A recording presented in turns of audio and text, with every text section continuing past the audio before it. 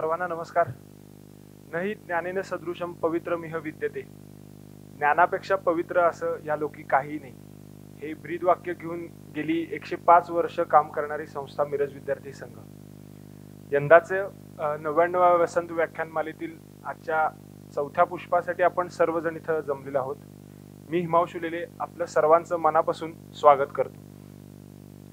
आजचा आपला विषय आहे पृथ्वी वाचायला हवी.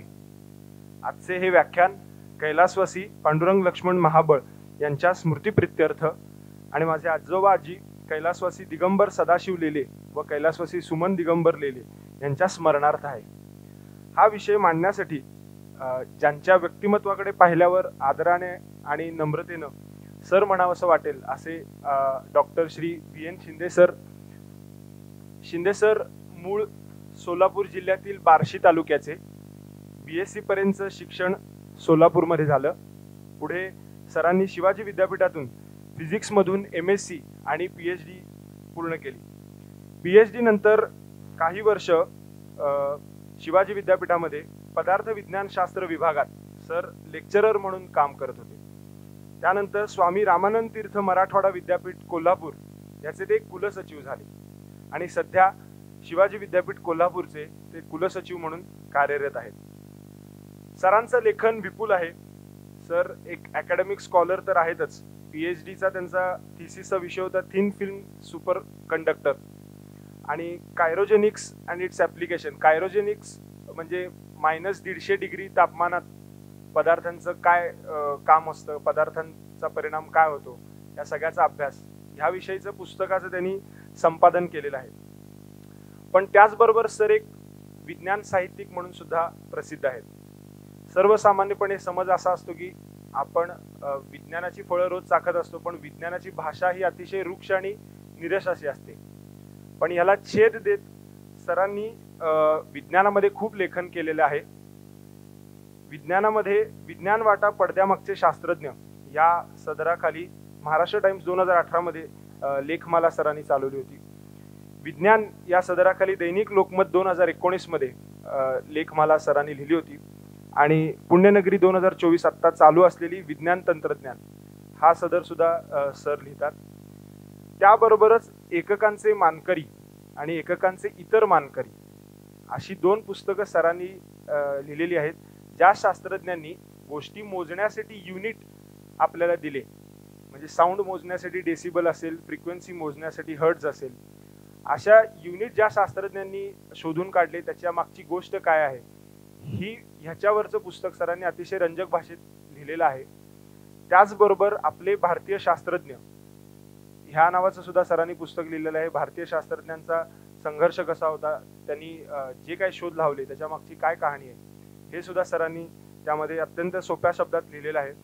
आणि सर्वात महत्त्वाचं म्हणजे आवर्त सारणी आणि मूलद्रव्यांची दुनिया म्हणजे पिरियडिक टेबल आणि त्याचे एलिमेंट्स यांची खूप इंटरेस्टिंग गोष्ट सरांनी त्यांच्या पुस्तकात लिहिलेली आहे.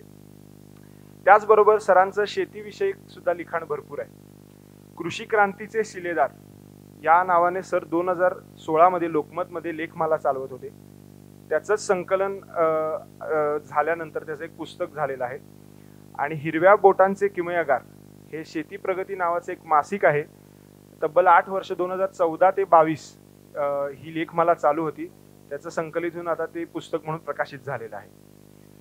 त्यासोबतच सर विद्यार्थ्यांसाठी त्यांच्या YouTube चॅनलद्वारे मोटिवेशनल व्हिडिओ टाकत असतात आणि त्यांनी विद्यार्थ्यांसाठी काही पुस्तकं लिहिली आहेत. सक्सेस गाईड फॉर MHCET या पुस्तकाचं त्यांनी सहलेखन केलेलं आहे. आणि वैद्यकीय प्रवेश परीक्षा मार्गदर्शनपर लेखमाला ते तरुण भारतमध्ये चालवत होते. याशिवाय पर्यावरण क्षेत्रासाठी किंवा पर्यावरण विषयावर भोवताल ह्या सदराखाली पुण्यनगरीमध्ये ते लेख लिहितात. drvnshinde.blogspot.com यावर त्यांनी ब्लॉग सुद्धा ते लिहितात. त्यांचं पर्यावरणाविषयीचं लेखन हे अतिशय मूलगामी आणि महत्त्वाचं आहे. ते आपण सर्वांनी जरूर वाचा. याबरोबर विविध पुस्तकांसाठी घटक लेखन आणि मराठी विश्वकोशामध्ये नोंद लेखन सुद्धा सरांनी केलेलं आहे. आणि नुसतं लेखन नाही तर सर कृतिशीलपणे या पर्यावरण क्षेत्रात, विज्ञान क्षेत्रात प्रचंड मोठ्या प्रमाणात काम करतात. ते अनेक सामाजिक संघटनांसोबत जोडलेले आहेत. वृक्षप्रेमी नागरिक म्हणून त्यांची पूर्ण पश्चिम महाराष्ट्रात ख्याती आहे. नुसतं झाडं लावण्यापेक्षा ती कुठली लावावीत, का लावावीत, कधी लावावीत याच्याविषयी ते अनेक संस्था संघटनांना कायम मार्गदर्शन करत आलेले आहेत. आणि त्यांच्याच पुढाकारानं शिवाजी विद्यापीठ हे आता पूर्णपणे पाण्याच्या बाबतीत स्वयंपूर्ण झालेलं आहे. 6 लाख लिटर रोजचं पाणी पूर्णपणे शिवाजी विद्यापीठामध्ये ते स्वयंपूर्ण झालेले आहेत सरांच्या पुढाकारामुळे. आणि ह्या सगळ्या कर्तृत्वाची दखल महाराष्ट्रातल्या अनेक सामाजिक संघटनांनी घेतलेली आहे. त्यासाठी त्यांना अनेक पुरस्कार मिळालेले आहेत. MSc जेव्हा त्यांनी शिवाजी विद्यापीठातून केलं तेव्हा फिजिक्समध्ये त्यांचा प्रथम क्रमांक आला होता संपूर्ण शिवाजी विद्यापीठामध्ये. आणि त्याबद्दल त्यांना श्रीमती GD कुलकर्णी पारितोषिक सुद्धा मिळाले. क्रायोजेनिक्स मधल्या त्यांच्या संशोधनासाठी प्राध्यापक MC जोशी पारितोषिकचे ते सहमानकरी सुद्धा आहेत. एककांचे मानकरी या पुस्तकास दक्षिण महाराष्ट्र साहित्य सभेचा कृ. सूर्यवंशी साहित्य पुरस्कार देखील त्यांना मिळालेला आहे. Environment conservation and research organisation Chikhli या संस्थेचा पर्यावरण आणि जलसंधारण कार्याबद्दल वसुंधरा पुरस्कार त्यांना 2017 साली मिळालेला आहे. एककांचे मानकरी या पुस्तकास मिरज येथील चैतन्य शब्दांकन संस्थेचे कैलासवासी अशोक कोरे स्मृती पुरस्कार सुद्धा त्यांना मिळालेला आहे. आवर्त सारणी व मूलद्रव्यांची दुनिया या पुस्तकास महाराष्ट्र शासनाचा महात्मा ज्योतिबा फुले पुरस्कार त्यांना मिळालेला आहे. विज्ञान प्रसारासाठी लेखन आणि त्यांच्या कार्यासाठी इंडियन फिजिक्स असोसिएशन पुणे यांचा मो. वा. चिपळूणकर पुरस्कार देखील त्यांना 2022 साली मिळालेला आहे. आणि महाराष्ट्रातला सुप्रसिद्ध किर्लोस्कर उद्योग समूहामार्फत दिला जाणारा पर्यावरण जलसंधारण कार्यासाठी वसुंधरा सन्मान पुरस्कार देखील सरांना मागच्या वर्षी 2023 ला मिळाला आहे. आणि नुकताच आता मराठी विज्ञान परिषद मुंबई यांचा मागील 10 वर्षासाठी त्यांनी जो विज्ञान प्रसाराचं अव्याहतपणे ते जे कार्य करतायत त्यासाठी सुधाकर उद्धवराव आठले पुरस्कार देखील सरांना प्राप्त झालेला आहे. अशा या विज्ञानप्रेमी, पर्यावरणप्रेमी, अभ्यासू वक्त्याचे आपण टाळ्यांनी जोरदार स्वागत करूया. आणि मी सरांना विनंती करतो की सर आपण आपलं विवेचन चालू करा. धन्यवाद.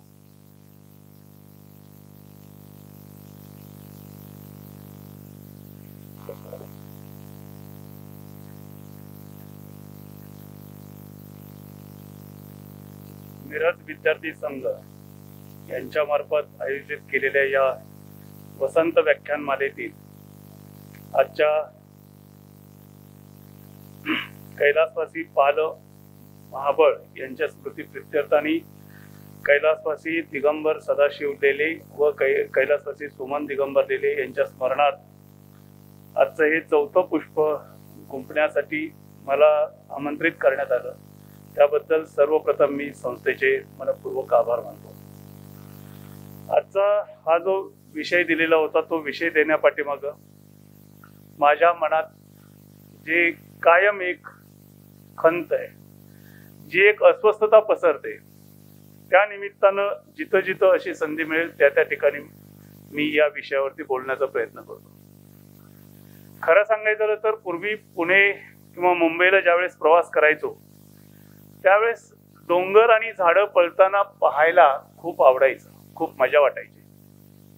उन्हाळ्याचे दिवस असले तरी बसमधला प्रवास सुद्धा सुखकर वाटायचा. आता एअर कंडिशन्ड गाडी असली आणि स्वतःच्या गाडीतून किंवा ऑफिसच्या गाडीतून प्रवास करत असलो तरी बाहेर बघताना मला खूप भीती वाटते. भीती कशाची वाटते? आपला आता संपलेलं आहे, 50 झाली, त्याच्यानंतर पुढे फार काही करायचंय वगैरे आणि जगताना खूप गोष्टींचा आनंद घ्यायचा आहे.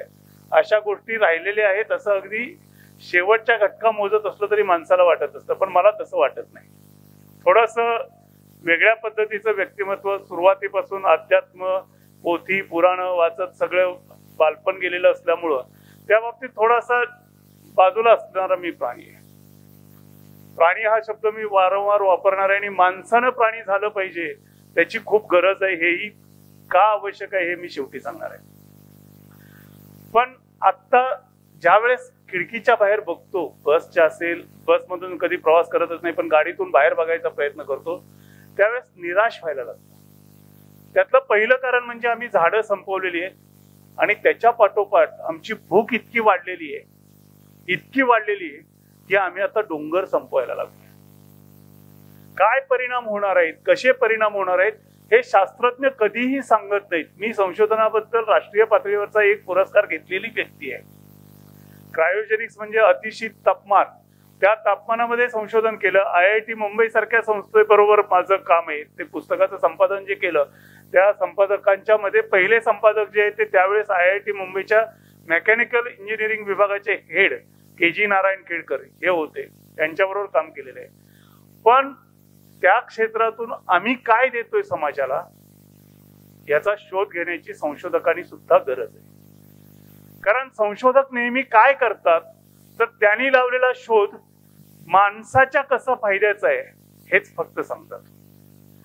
एक पटेल असं उदाहरण सांगतो, त्याच्यानंतर दुसरं अगदी जिव्हाळ्याचं पण कधीच आपल्या लक्षात येणार नाही असंही उदाहरण सांगतो. अणुशक्तीचा शोध लागला, त्याचं श्रेय ऑटोहानला कोणी देतं? आईन्स्टाईनच्या E=mc² या सूत्राला कोणी देतं? मात्र तो शोध ज्यावेळेस लागला त्यावेळेस पर्यावरण पूरक ऊर्जेचा स्रोत आम्ही शोधलेला आहे अशा प्रकारची सगळीकडे जाहिरातबाजी झाली. त्यावेळेस कुठल्याही संशोधकानं ह्या ऊर्जेचा वापर नागासाकी आणि हिरोशिमा सारखी शहरं बेचिराख करण्यासाठी होऊ शकतो, लक्षावधी माणसं मारण्यासाठी होऊ शकतो, हे शोध लागला त्यावेळेस कुणीही सांगितलं नाही. आणि त्यामुळे कसल्याही प्रकारचं नियंत्रण न ठेवता अणुऊर्जेचा पुढे विकास होत राहिला आणि त्याचा विध्वंसक फायदा आम्ही बघितला. दुसरा परिणाम जर बघायचा झाला तर तो आपल्या अगदी जिव्हाळ्याचा प्रश्न आहे. अन्न ही माणसाची मूलभूत गरज आहे. आम्ही शिक्षण देताना सुद्धा कसं चुकीचं शिकवतो तेही मी पुढे सांगणार आहे. ते बदलण्याची खूप गरज आहे आणि ते बदलणं प्राथमिक शिक्षकांनी माध्यमिक शिक्षकांनी जोर लावून बदलून घ्यायला पाहिजे आताच्या काळामध्ये. ते पर्यावरणासाठी, निसर्गासाठी आणि पृथ्वीसाठी आवश्यक आहे. दुसरं उदाहरण असं आहे की भारताला स्वातंत्र्य मिळालं त्यावेळेसच नव्हे तर त्याच्या अगोदरपासून भारतामध्ये अन्नधान्याची टंचाई फार मोठ्या प्रमाणात भासायला लागली. आणि ही अन्नधान्याची टंचाई फक्त भारतात होती अशातला भाग नाही तर जगभर अन्नधान्याची टंचाई भासायला लागली. त्यावर उपाय म्हणून आम्ही हरित क्रांती आणली. हरित क्रांती आणल्यानंतर अन्नधान्याचं उत्पन्न इतकं वाढलेलं आहे की आता 2 वर्ष अन्नाचा एकही दाणा आम्ही पिकवला नाही तरी भारतातल्या सगळ्या जनतेला पोट भरून अन्न मिळेल इतकं आमच्याकडची अन्नधान्याची कोठारं भरलेली आहे. परिणाम काय झाला? संकरित बियाणं त्याच्यासाठी विकसित झाली. संकरित बियाणासाठी रासायनिक खतं आली. रासायनिक खतांच्या बरोबर कीटकनाशकं आली. कीटकनाशकाच्या बरोबर तणनाशकं आली. आणि या सगळ्यांचा परिणाम जमिनीवरती इतका वाईट व्हायला लागला की जमिनी क्षारपड व्हायला लागल्या. क्षारपड जमिनीचा प्रश्न सांगली, कोल्हापूर या भागात मोठ्या प्रमाणात आपल्याला ऊसासारख्या पिकामुळं वारंवार जाणवतो. त्याचबरोबर त्याचा दुष्परिणाम म्हणून आपल्या भाज्यामधून सुद्धा ते कीटकनाशकं आणि तणनाशकं आपल्या पोटात जायला लागलेली आहेत आणि त्याच्यातून भविष्यामध्ये बिकट आजार उद्भवू शकतात. हे आम्ही कधीच सांगायचा प्रश्न येत नाही. कारण आम्ही लावलेला शोध जो आहे तो महत्वाचा असतो. तो शोध मार्केटमध्ये आणायचा असतो. मार्केट त्याला मिळालं पाहिजे म्हणून तो लोकांच्या गळी उतरवायचा असतो. आणि गळी उतरवताना कोणी सांगायचा प्रश्न नाही इतकं सुद्धा सांगितलं जात नाही. जसं सिगारेटच्या पाकिटावरती लहान अक्षरात छापलेलं असतं सिगारेट ओढणं हे आरोग्यास घातक आहे. हे जितक्या बारीक अक्षरात छापलेलं असतं तितक्या बारीक अक्षरात सुद्धा या शोधांच्या बरोबर त्याचे दुष्परिणाम सांगितले जात नाहीत. आणि त्याचा परिणाम म्हणून माणसाची अवस्था खूप वेगळी झाली. माणसाची अवस्था किती वेगळी झाली तर दिवसेंदिवस माणसाची वृत्ती ही स्वतःला भौतिक सुख कशी मिळतील याकडेच ओढली जात राहिली. पूर्वीच्या काळातली माणसं आणि आत्ताची माणसं यांच्यातला फरक सांगणारी गोष्ट तर मी सांगणारच आहे. पण त्याच्या अगोदर माणूस हा माकडापासून तयार झाला हे डार्विननं सांगितलेलं आहे. आणि विज्ञानातील सर्व मंडळी हा जो त्याचा सिद्धांत आहे तो सिद्धांत स्वीकारतायत. आजपर्यंत तरी याच्यापेक्षा वेगळा सिद्धांत एखाद्या शास्त्रज्ञाने सांगितलाय आणि तो संशोधकांनी मान्य केलाय अशी परिस्थिती नाहीये. हा जो सिद्धांत आहे तो खरा मानला आणि त्याच्यापासून आपण विवेचन सुरू केलं. त्याच्या पूर्वीचा भाग आपण सोडून देऊ तर माणूस सुरुवातीला 4 पायावरती चालत होता. शेपूट वापरायचं त्याने बंद केलं तर म्हणून शेपूट त्याचं नष्ट झालं असं डार्विननं सांगितलेलं आहे. तेही मान्य केलं. त्यावेळेस काही फार फरक पडलेला नव्हता. माणूस स्वतःला निसर्गाचा एक घटक मानत होता आणि निसर्गाचा एक घटक बनून राहत असताना त्याने निसर्ग कधीही ओरबडला नाही. नंतर तो 2 पायावरती चालायला लागला आणि त्याचं डोकं जमिनीपासून जास्त उंचीवरती गेलं आणि तिथून सगळं बिघडायला सुरुवात झाली. कसं झालं की सुरुवातीला माणूस प्राण्यांसारखा राहत होता, आपल्या गरजा आहेत तेवढं निसर्गाकडून घेत होता, बाकीचं जास्त साठवण्याची भूमिका माणसाची नव्हती. पुढे माणसानं स्वतःच्या टोळ्या तयार करायला सुरुवात केली. टोळ्या तयार करताना त्याला इतर मानवांच्या पासूनचा धोका नव्हता, पण जंगली श्वापदांच्या पासूनचा धोका होता. तो धोका टाळण्यासाठी तो समूहानं राहायला लागला आणि समूहानं राहत असताना परत त्याच्या डोक्यात कल्पना आली की सारखं फिरत कुठं राहायचं, निवारे शोधायची कुठं. आपल्या अपत्यांना सुरक्षित ठेवण्यासाठीचा निवारा म्हणजे गुहा. अशा गुहा किंवा झाडांच्या खोबण्या किती शोधायच्या, त्याऐवजी आपण आपली झोपडी साकारली पाहिजे, कुठंतरी स्थिरतावर राहिलं पाहिजे. आणि तशा पद्धतीनं समूहानं माणसानं अशी वस्त्या करून राहायला सुरुवात केली. ही वस्ती बनवायची कुठे, तर जिथं पाणी आहे तिथं. पाण्याच्या ठिकाणी वस्ती बनवली आणि जशी वस्ती बनवून राहायला त्यांनी सुरुवात केली, तिथून पुढे पृथ्वीवर अन्याय करायला माणसाने सुरुवात केलेली.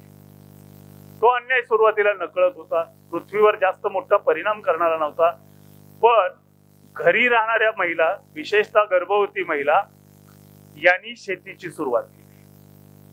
त्यांना बाहेर फिरता येत नव्हतं जास्त, त्यांना बाहेर कामाला जाता येत नव्हतं, शिकार करू शकत नव्हत्या.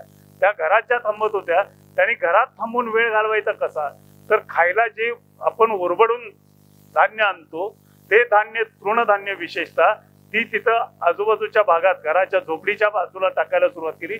त्याच्यातून ते पिकवून खायला सुरुवात केली आणि माणूस मूळ शाकाहारी जो आहे तो शाकाहारातला धान्यांच्याकडे मोठ्या प्रमाणात ओढला गेला आणि शेती सुद्धा करायला माणसाने सुरुवात केली.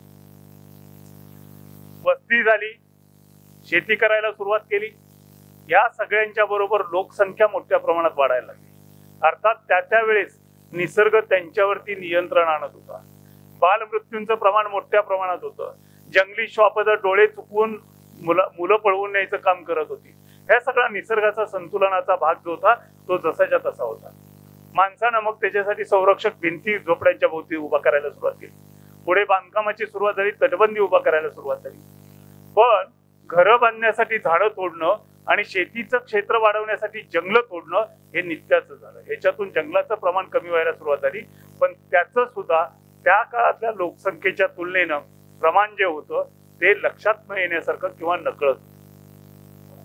त्याच्या पुढे माणसाची संख्या जशी जशी वाढायला लागली तसं तसं शेतीचं क्षेत्र वाढवणं आणि त्याचबरोबर शेतीमध्ये केवळ पावसाच्या आधारे पिकं न घेता अवर्षण झालं तरी पाणी उपलब्ध झालं पाहिजे, उन्हाळ्यात सुद्धा पाणी उपलब्ध झालं पाहिजे, याच्यासाठी सुरुवातीला नदीवर बांध घालायला सुरुवात केली. नदीवर बांध घालूनही पाणी पुरत नाही म्हणल्यानंतर तलाव बांधायला सुरुवात केली. अशा पद्धतीने पहिल्यांदा नद्यात बांध आले. हस्तक्षेप निसर्गातला वाढायला लागला.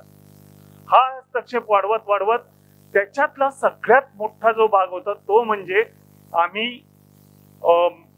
मोठे तलाव तर बांधलेच, पण झाडांची हानी जी आम्ही करत होतो ती फार भयानक होती. आणि ती हानी वाढत वाढत वाढत आजची परिस्थिती अशी उद्भवलेली आहे, आजची परिस्थिती इतकी भीषण झालेली आहे की पृथ्वी सध्या अस्थिर झालेली आहे. माझ्या या वाक्याच्या पुष्टीर्थ नेचर या जगप्रसिद्ध नियतकालिकामध्ये सप्टेंबर 2023 मध्ये एक संशोधन निबंध प्रसिद्ध झाला. अवकाशात आपण जे उपग्रह पाठवतो त्या उपग्रहाने घेतलेल्या चित्रातून असं स्पष्ट झालं की पृथ्वीचा अक्ष स्वतःचा थोडासा बदललेला आहे. हा अक्ष किती बदललेला आहे? पूर्वी पण उपग्रहाने पृथ्वीचे फोटो घेतलेले होते, आत्ताही फोटो घेतले. 2016 साली हे पहिल्यांदा लक्षात आलं शास्त्रज्ञांच्या की अक्ष बदललेला आहे. मग हा अक्ष कशामुळे बदलला याच्याबद्दलचं संशोधन सुरू झालं. त्याचं उत्तर जे सापडलं ते आजही वैज्ञानिक तर सांगत नाहीतच, पण विज्ञान प्रसारकांच्या कडूनही या गोष्टींची संकल्पना लोकांच्या पर्यंत पोहोचवली जात नाही. तर त्या पृथ्वीचा अक्ष बदलण्याचं कारण हे भारत आणि उत्तर अमेरिकेमध्ये कूपनलिकांच्या माध्यमातून जमिनीच्या पोटातलं पाणी जे उपसलं आणि ज्या पाण्याचं पुनर्भरण होऊ शकलं नाही त्यामुळं पृथ्वीचा अक्ष बदलला. हे संशोधकांनी शोधून काढलेलं उत्तर आहे. सामान्य माणूस म्हणून, एक व्यक्ती म्हणून वैयक्तिक ज्यावेळेस आपण विचार करायला लागतो त्यावेळेस आपण काय विचार करतो? मी माझ्या घरात बोरवेल घेतलेला आहे, त्यातून किती पाणी उपसतो? दररोजचं 1000 लिटर उपसत असेल. त्या 1000 लिटर मुळे पृथ्वीवर काय परिणाम पडणार आहे? पृथ्वी तर एवढी मोठी आहे, पृथ्वीचं वस्तुमान इतकं मोठं आहे, पृथ्वीचा आकार इतका मोठा आहे, माझ्या एकट्याने काय परिणाम होणार आहे? पण आपण जेवढं पाणी उपसतोय तेवढं पाणी आपण पुनर्प्रभारित करतोय का? पुन्हा त्या बोअरवेल मध्ये तेवढं पाणी येतंय का? याचा विचार केला जात नाही. आणि त्यामुळं या 2 देशातील बोअरवेल मधून जे पाणी उपसलं आणि त्या पाण्याचं पुनर्भरण होऊ शकलं नाही, असा जो फरक पडलेला आहे, म्हणजे उपसलेलं पाणी आणि पुनर्भरण झालेलं पाणी, या दोन्हीची वजाबाकी केलं तर जे पाण्याचा आकडा निघतो तो 2180 गिगाटन इतका येतो. 2180 गिगाटन, मिलियन टन सुद्धा नाहीये,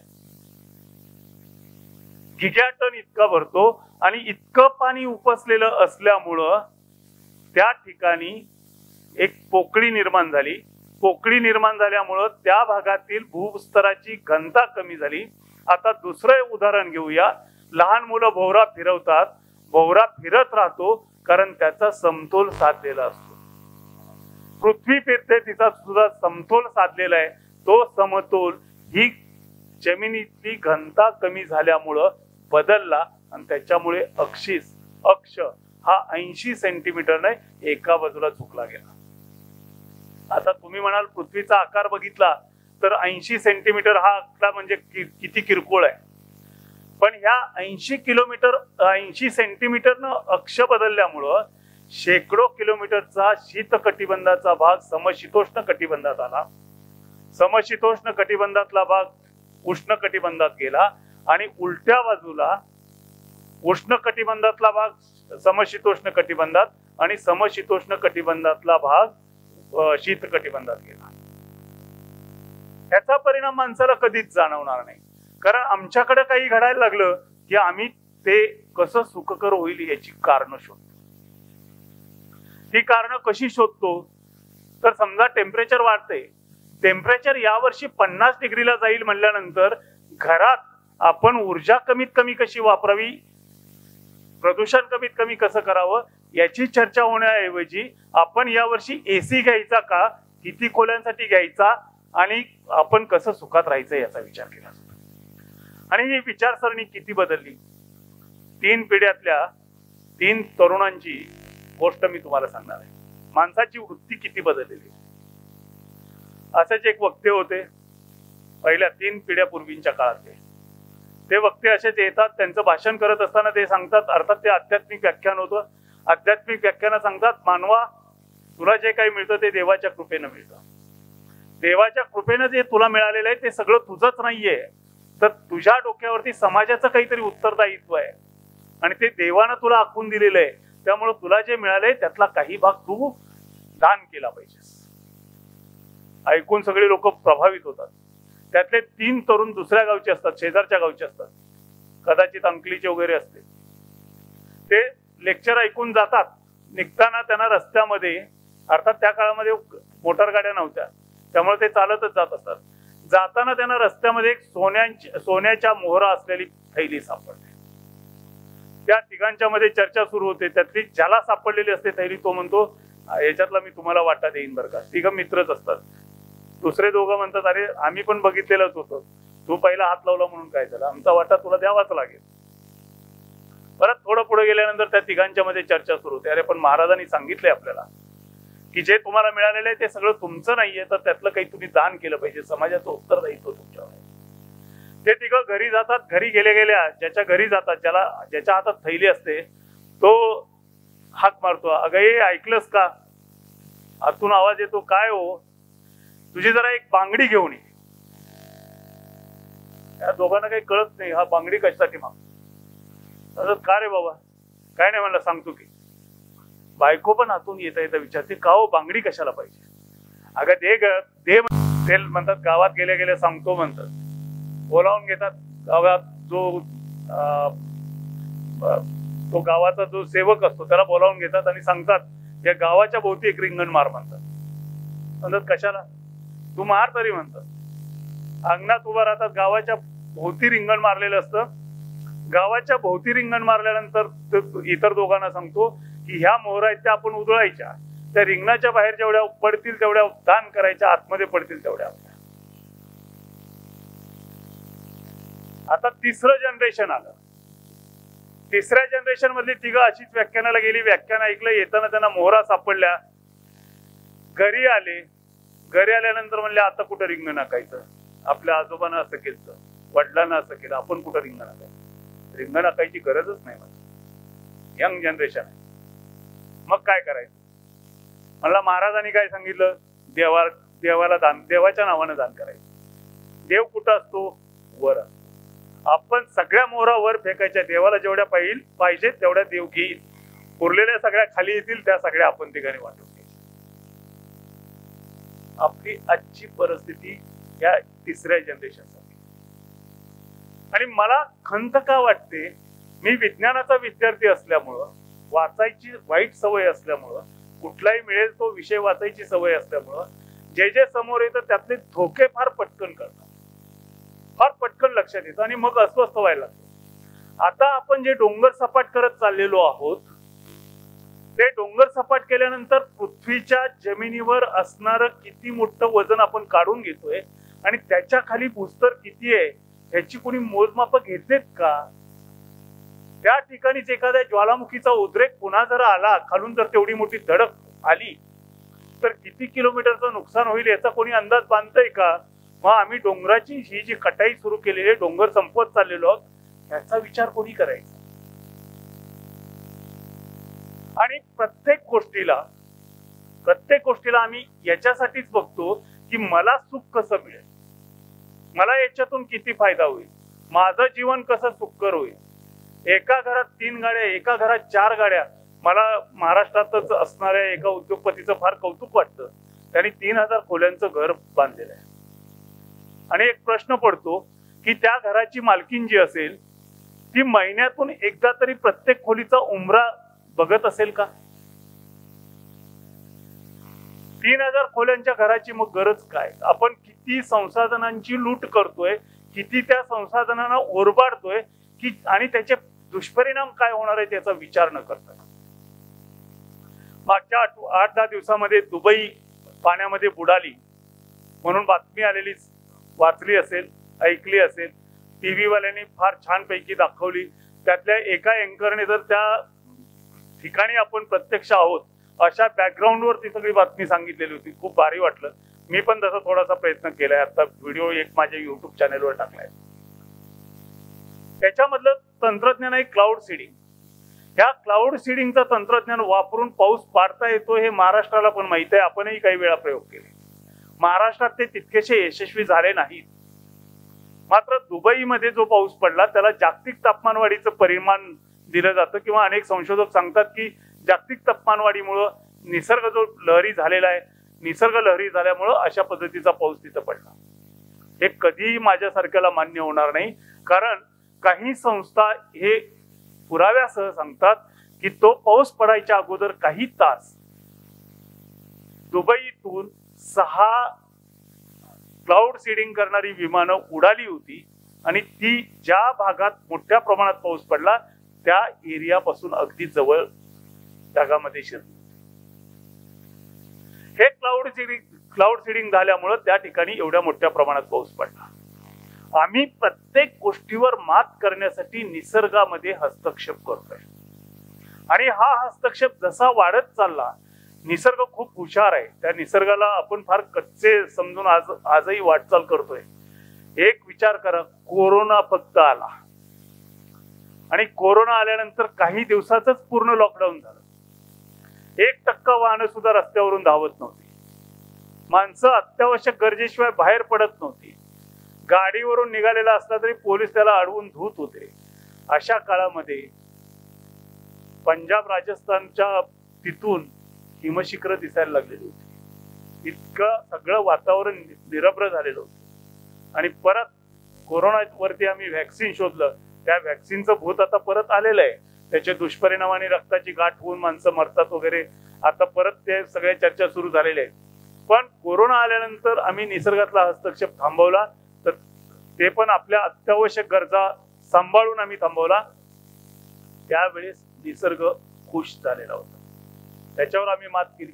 त्याच्या अगोदर देवी सारखा रोग होता, प्लेग सारखा रोग होता, वेगवेगळ्या महामाऱ्या येत होत्या, त्याच्यात माणसं मरत होती.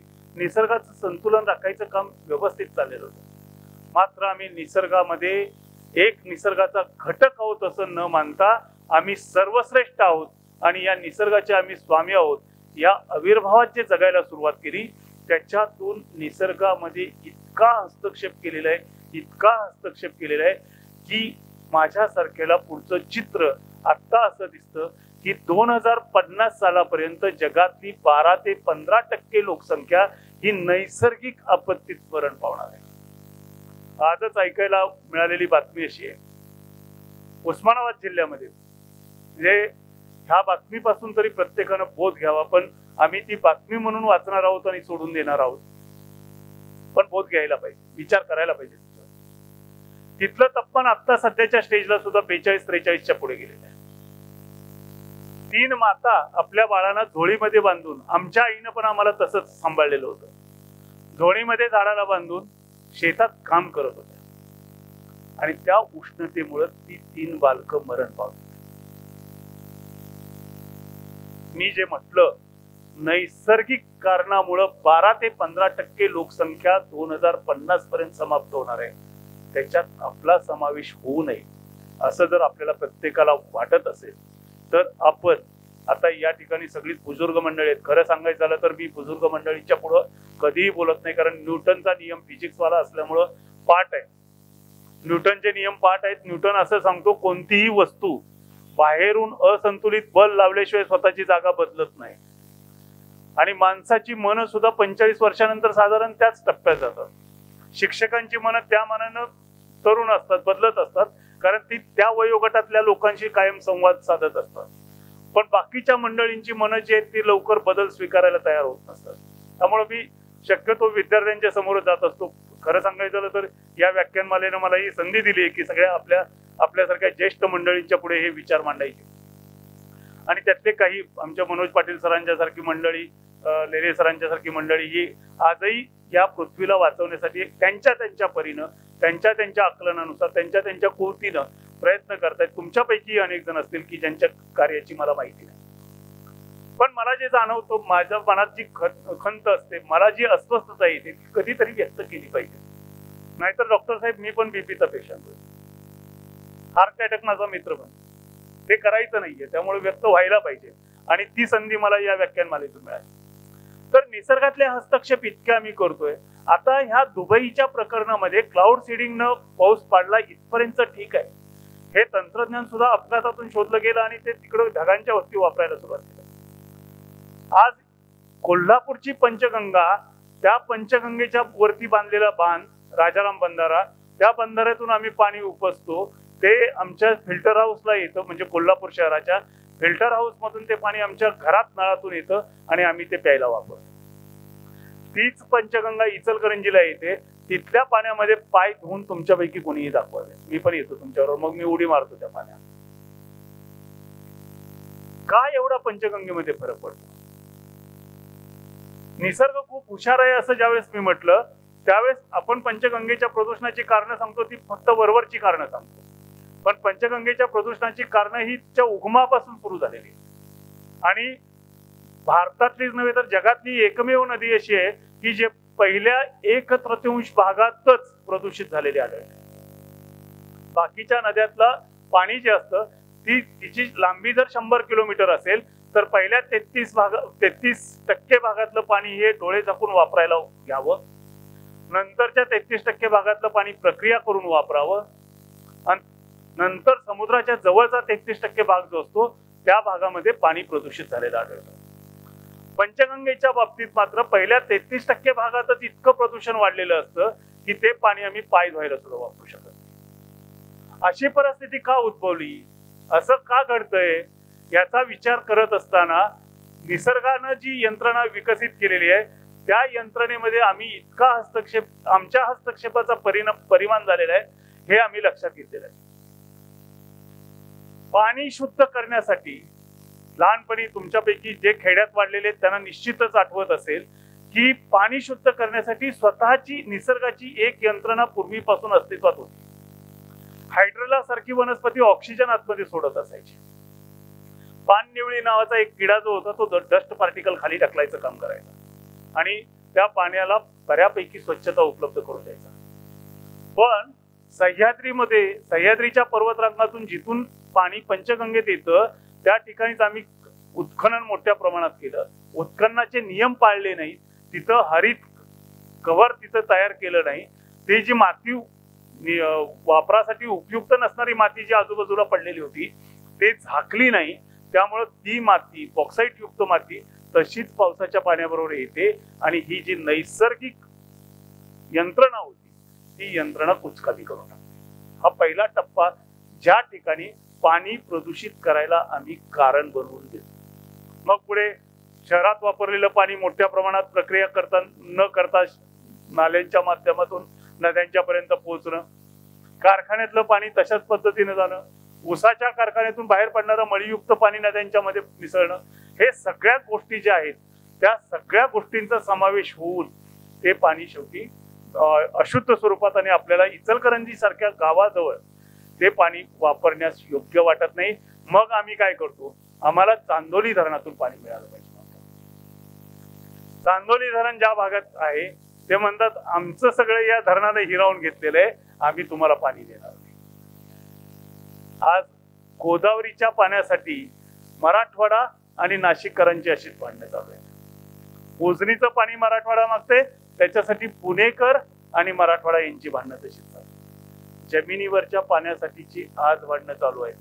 माझ्यासारख्याला दुबईतल्या घटनेनंतर स्पष्ट दिसायला लागलं की अशा प्रकारे जर क्लाउड सीडिंग मोठ्या प्रमाणात केलं, जे चीन करतोय आणि त्याच्या पोलादी भिंतीतून बातम्या बाहेर क्वचितच बाहेर येतात.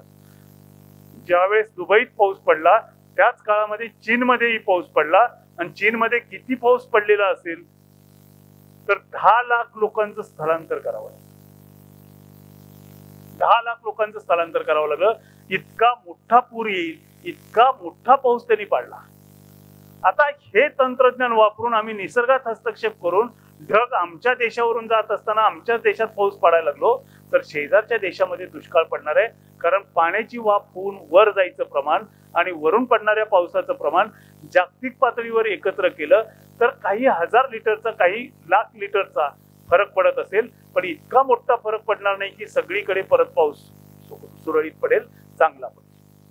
म्हणजे ज्यांच्याकडे क्लाउड सीडिंगचं तंत्रज्ञान चांगलं विकसित झालंय आणि ज्यांच्याकडे पाऊस पाडण्यासारखे ढग अस्तित्वात असतील ती लोक अशा प्रकारे क्लाउड सीडिंग करून पाणी त्यांच्याकडे ओढून घेतील आणि ज्या राष्ट्राकडे ढग पोचणार होते काही दिवसानंतर ती राष्ट्र मात्र दुष्काळी राष्ट्र म्हणून जगायला सुरुवात करतील. त्या राष्ट्रामध्ये अस्वस्थता निर्माण होईल. परिणामी युद्धजन्य किंवा यादवीची परिस्थिती भविष्यात निश्चितच होऊ शकते. जगभरातले संशोधक सांगतात की पुढचं महायुद्ध झालंच तर ते पाण्यावरून होईल. निदान युद्धाची तरी ठिणगी पाण्यावरूनच पडेल आणि ते फक्त जमिनीवरच्या नाही तर आकाशातल्या पाण्यावरून सुद्धा अशा प्रकारे युद्धाची ठिणगी पडू शकते. ह्या सगळ्या गोष्टींचा विचार माणसानं करण्याची गरज आहे. प्रत्येक गोष्ट जी आहे ती प्रत्येक गोष्टीकडे आपल्याला जी पंचेंद्रिय दिलेली आहेत ती पंचेंद्रिय उघडी ठेवून बघण्याची, जाणून घेण्याची आणि त्यानंतर स्वतः विचार करण्याची गरज आहे. आणि या सगळ्या गोष्टीमध्ये मी कुठे आहे याचा विचार करण्याची खूप गरज आहे. मी माणसानं प्राणी व्हायला पाहिजे असं सांगितलेलं होतं, बोललेलो होतो. प्राणी काय करतात? प्राणी स्वतःला पाहिजे तेवढं घेतात. माणूसही पूर्वी तेच करत होता. आज आम्ही काय करतो? त्यातही मॉलमध्ये गेल्यानंतर काय करतो बघा. घरातून लिस्ट नेलेली असते 5 आयटमची आणि परत येताना आपल्याजवळ असतात 50 आयटम. बरं, 50 आयटम पैकी 99% आयटम जे आहेत किंवा 100% आयटम हे प्लास्टिक मध्ये बांधून आलेले असतात. हे प्लास्टिक आल्यानंतर आम्ही ते वेगळं ठेवून वेगळ्या पद्धतीने ते महानगरपालिकेच्या ताब्यात द्यायची सुद्धा काळजी घेत नाही. आम्ही ते कचऱ्यात मिक्स करून टाकतो. तो कचरा महानगरपालिकेची जबाबदारी, ह्याची दुसऱ्याची जबाबदारी, त्याची तिसऱ्याची जबाबदारी. पाणी मिळालं नाही, सरकारची जबाबदारी. आम्हाला पाणी दिलं पाहिजे, महानगरपालिकेनं पाणी दिलं पाहिजे. अरे पण मिळालेलं पाणी हे जपून वापरलं पाहिजे, याचा विचार प्रत्येकाने करायला पाहिजे. नैसर्गिक संसाधनं ही मर्यादित आहेत. JRD टाटांचं वाक्य मला आवर्जून सांगावंसं वाटतं. ते असं म्हणतात की पैसा हा तुमचा आहे, पण नैसर्गिक संसाधनं सर्वांची आहेत. पैशामधून विकत घेऊन ती अमर्याद वापरणं गैर आहे. ती सर्वांसाठी उपलब्ध करून दिली पाहिजे. आणि आम्ही नेमकं यातच खूप खूप खूप स्वार्थी झालेलो आहोत. खूप आम्ही स्वतःपुरता विचार करतोय आणि त्यामुळं पृथ्वी अस्थिर झाली. हे जे मी माझं विधान करतोय ते विधान दिवसेंदिवस गंभीरतेकडे वाटचाल करते. आपल्या देशापुरता विचार करायचा झाला, आपल्या भागापुरता विचार करायचा झाला तर माझ्या ब्लॉगवरती तुम्हाला बघायला मिळेल. आणि पुण्यनगरीचा 2016चा वर्धापन दिन जर तुम्ही विशेषांक काढला तर त्याच्यामध्ये मी लेख लिहिलेला आहे, कोल्हापूर मराठवाड्याच्या दिशेने. हा लेख लिहिण्यापाठीमागचं माझं कारण काय होतं तर कोल्हापूर शहरामध्ये वाढत जाणारी कूपनलिकांची संख्या. ह्या कूपनलिकांचं पुनर्भरण करायला संशोधकांनी सांगितलं. आता कोरोना नंतर काही बायोकेमिस्ट आणि मायक्रोबायोलॉजिस्ट अशी भीती व्यक्त करतायत की तुम्ही पुनर्भरण कराय असं सांगताय, हे बरोबर आहे, पण पुनर्भरण करत असताना काही बॅक्टेरिया किंवा काही व्हायरस त्या पाण्याबरोबर खाली जातील. व्हायरसला तर मरणच नसतं म्हणे, मी डॉक्टर नाहीये त्यामुळे मला माहित नाही, मरणच नसतं म्हणे, ते कुठेही राहू शकतात. तर ते आतमध्ये गेल्यानंतर त्याला निष्क्रिय करता येतं पण मरण नसतं म्हणतात. तर आतमध्ये गेल्यानंतर त्याच्यामध्ये कदाचित तिथलं वातावरण जे वेगळं आहे त्याच्यामध्ये मॉडिफिकेशन झालं आणि ते जर अचानक वर आले, दुसऱ्या एखाद्या पाण्याच्या स्रोतातून जर वर आले तर त्याच्यातून एखादी साथ अशी पसरेल की ज्याच्यामध्ये मनुष्यजात अडचणीत येईल. अशा अनेक शंका, अनेक मतं, अनेक तर्क संशोधक वेगळ्या पद्धतीने सांगतायत, पर्यावरण तज्ञ सांगतायत, पण या मंडळींचं ऐकायचं नाव कोणीही घेत नाही. आणि ही सगळ्यात मोठी धोक्याची घंटी प्रत्येकाला आहे. प्रत्येक जण विचार करतोय की मी कसा सुखात राहील. मी आता म्हटलं तसं टेम्परेचर 50 डिग्रीला जाणार आहे ना, मग आपण काय करायचंय? आपण काय करायचं तर आपल्या घरात एसी किती घ्यायचे आणि कुठं कुठं बसवायचे ह्याचं प्लॅनिंग करायचं. आपल्या घरात आपण टेम्परेचर कमी होईल याच्यासाठीची कुठली गोष्ट करायची नाही, ती नैसर्गिक तर नाही. पाणी आम्हाला लागतंय ना, आम्ही पैसे भरतोय, आम्ही किती वापरू. मला वाटतं सांगलीतलीच ती बातमी होती की एका महिलेनं गाड्या धुताना अमर्याद पाण्याचा वापर होताना पाहिल्यानंतर त्यांना सांगायचा प्रयत्न केला की पाणी इतकं मोठं वापरू नका. तर त्या लेडीज बरोबर, महिलेबरोबर भांडण उकरून काढलं. म्हणजे लोकांना शहाणपण सुद्धा सांगायची सोय नाहीये. अशी परिस्थिती उद्भवलेली असताना कशा पद्धतीनं ह्याचा प्रचार होणार, कशा पद्धतीनं लोक विचार करणार, हा फार मोठा संशोधनाचा भाग बनून गेलेला आहे. शेवट काय होणार आहे तर 2050 सालापर्यंत टेम्परेचर जे आहे ते 49-50 या रेंज पर्यंत नाही, ते अशाच वेगानं आपण चालत राहिलो तर 52-53 पर्यंत जाणार आहे. आज इलेक्ट्रिक बाईकवाले घेतलेले जे आहेत ना ते खूप अभिमानानं सांगतात की आम्ही इलेक्ट्रिक बाईक घेतलेली आहे, आम्ही इलेक्ट्रिक गाडी घेतलेली आहे आणि ती प्रदूषण मुक्त आहे. त्यांची गाडी जर सोलार पॅनल घरावरती बसवलेले असतील आणि त्याच्यावरती ते पुनर्प्रभारित किंवा चार्जिंग करत असतील तर त्यांचा तो अभिमान रास्त आहे. त्यांच्यासाठी आपण अभिमान बाळगला पाहिजे, त्यांच्यासाठी कौतुकाने टाळ्या वाजवल्या पाहिजे. मात्र जर तुम्ही घरात घेतलेल्या MSEBच्या इलेक्ट्रिक कनेक्शन वरती रिचार्ज करत असाल तर तुम्ही प्रदूषणामध्ये भर टाकताय. उलट पेट्रोल जाळून जेवढं प्रदूषण होतंय, कोळसा जाळून जेवढं प्रदूषण होतंय त्याच्यापेक्षा 1% पाऊण टक्का एवढं प्रदूषण तुम्ही जास्त करत असता. तुम्ही म्हणाल कसं काय तर भौतिकशास्त्रातला दुसरा नियम असं सांगतो, कोणत्याही यंत्राची कार्यक्षमता इफिशियन्सी ही 100% नसते, 100% नसते. 100% नसेल तर तुम्ही जेवढं रिचार्ज करताय ती रिचार्ज केलेली फुल एनर्जी वापरली जात नाहीये, त्यातली काही वेस्ट जाते. ती वेस्ट जाणारी एनर्जी प्लस वापरलेली एनर्जी ही ऊर्जा तयार करण्यासाठी कुठलं तरी औष्णिक विद्युत केंद्र कार्य करत असतं. तिथं दगडी कोळसा जाळला जात असतो.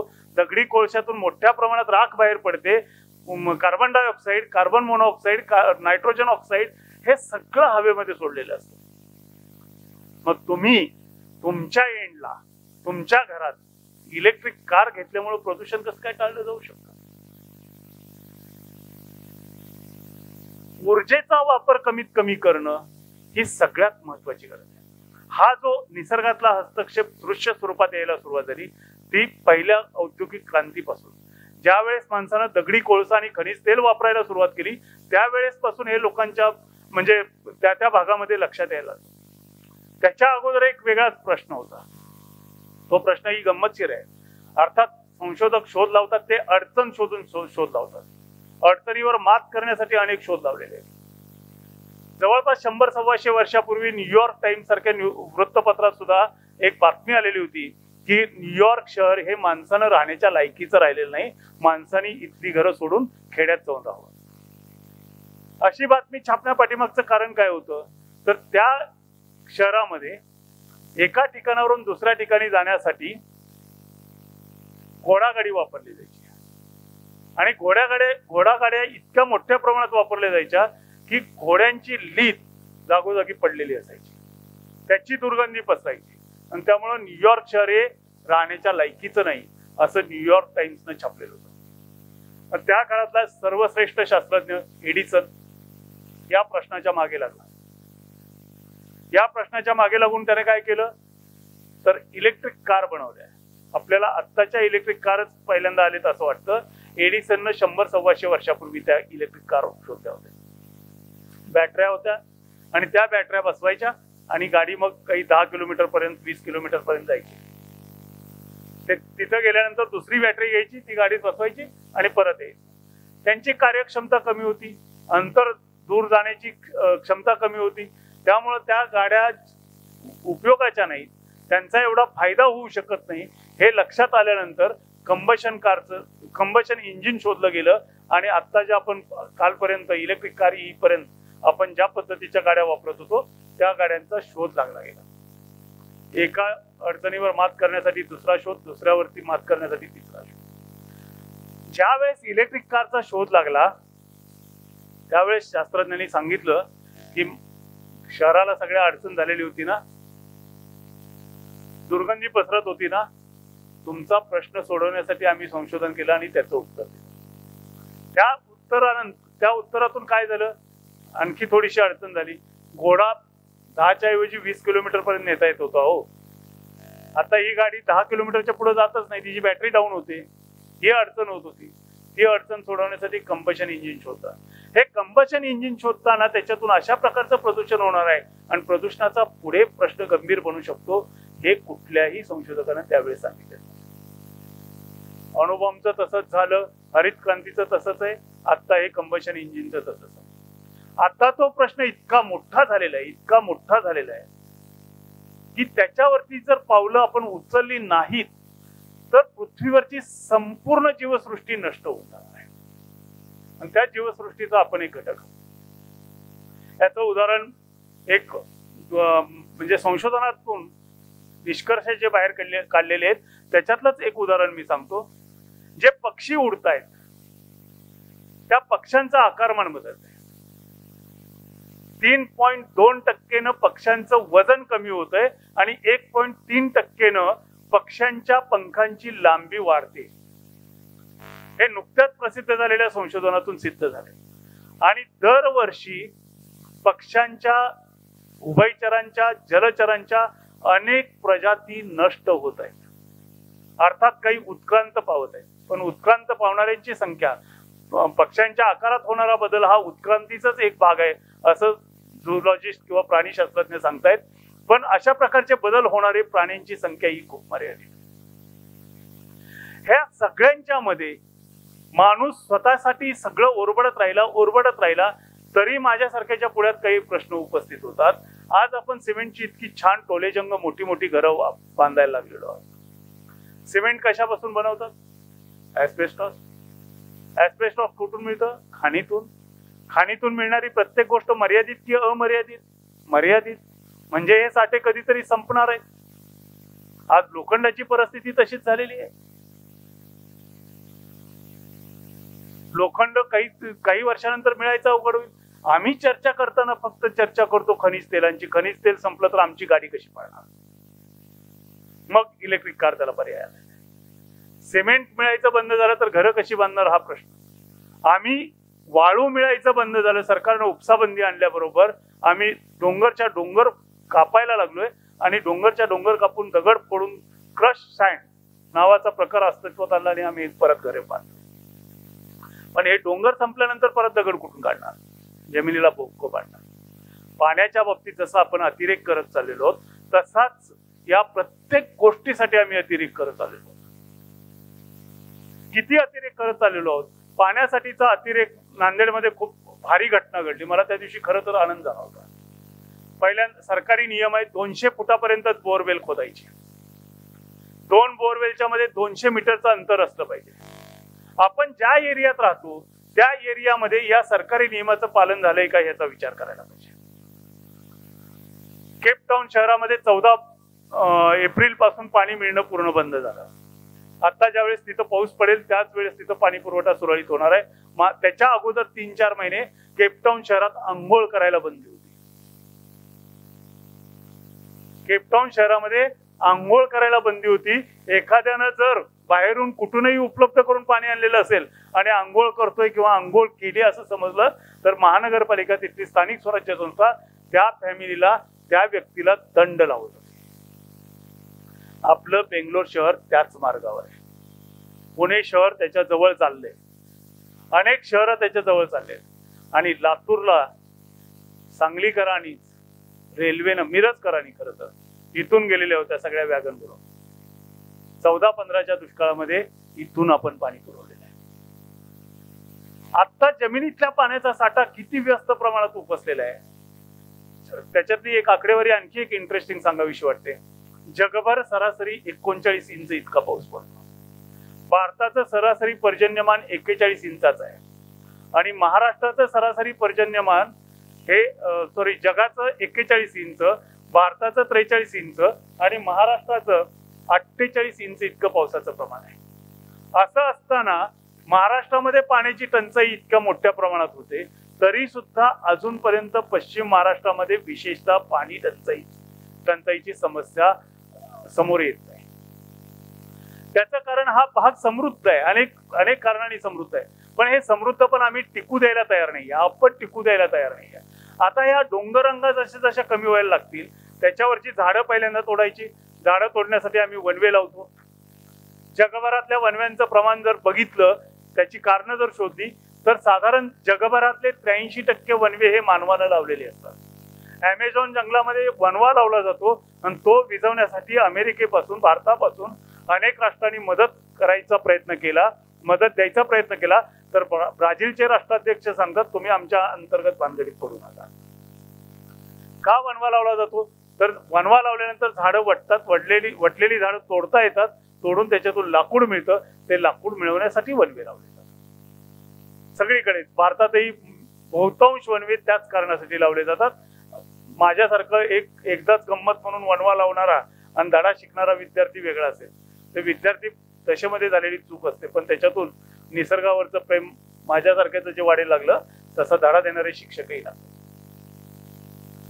किती वनवे लावले जातात, किती वेळा पेटवलं जातं. प्रत्येक गोष्टीमध्ये आम्हाला काय चांगलं वाटतं याच्याकडे लक्ष द्या. एक आणखी गंमतशीर उदाहरण मला आवर्जून सांगावं वाटतं. झाडं लावतो. झाडं लावताना आम्ही दुसऱ्याच्या जागेत सरकारी जागेत जर झाड लावायचं असेल तर गुलमोहराला पसंती देतो. का तर खूप सुंदर फुलतो. ऐन उन्हाळ्यामध्ये खूप चांगलं दिसतं. त्याच्यावरती एका पक्षानं तरी घट्ट केलेलं कधी पाहिलंय? इतकी फुलं येतात त्याच्यावरती कुठले कीटक येताना दिसतात? फक्त एक वेडा राघू येतो आणि त्याचे जे त्याचे जी शेंग येत असते त्या कोवळ्या शेंगा तोडताना दिसतो. बाकी एक पक्षी त्या झाडावर जाऊन बसलेला काहीतरी खातो असं दाखवा. एक कीटक जातो आणि त्याच्या भोवती रुंजी घालतोय असं दाखवा. काहीच नाही. आमच्या मनाला आल्हाददायक प्रसन्न वाटणारं ते झाड आहे. ऐन उन्हाळा रखरखीत पडलेला असताना ते झाड फुललेलं असतं म्हणून आम्ही गुलमोहरासारखी झाडं लावतो. झाडं आपली स्थानिक लावायला पाहिजे. इथली झाडं लावायला पाहिजे. आपल्या इथल्या पद्धती ज्या आहेत त्या इथल्या पद्धती आम्ही स्वीकारायला पाहिजे. नाही आम्ही त्या भानगडीत पडत. आम्ही सगळं काही जे आहे ते परदेशातून जे येते ते चांगलं म्हणून झाडांच्या बाबतीत सुद्धा चाललो. त्याच्यातून आफ्रिकन ट्युलिप सारखं झाड एक आणलेलं आहे आणि आता ते दुर्दैवानं सामाजिक वनीकरणच्या नर्सरीमध्ये सुद्धा ते झाड मोठ्या प्रमाणात मिळतं. आफ्रिकन ट्युलिपची झाडं जी आहे वर तोंड करून लाल फुलं येतात आणि त्याच्या शेंगा सुद्धा वरच आकाशाकडे बघत असतात. त्या झाडांच्या फुलाच्या मध्ये जर मधमाशी चुकून गेली तर मधमाशी त्या पाण्यामुळं त्याच्या परागकणामुळं मरते. आणि मधमाशा जर मरायला लागल्या तर आईन्स्टाईन सारखा शास्त्रज्ञ सांगतो की शेवटची मधमाशी संपल्यानंतर 4 वर्षात पृथ्वीवरची मनुष्यजात नष्ट होईल. आईन्स्टाईनचं वाक्य आहे, माझं नाही. आईन्स्टाईनचा हा दावा आहे. कशाच्या आधारे आईन्स्टाईनने हे वाक्य केलेलं आहे, हे विधान केलेलं आहे?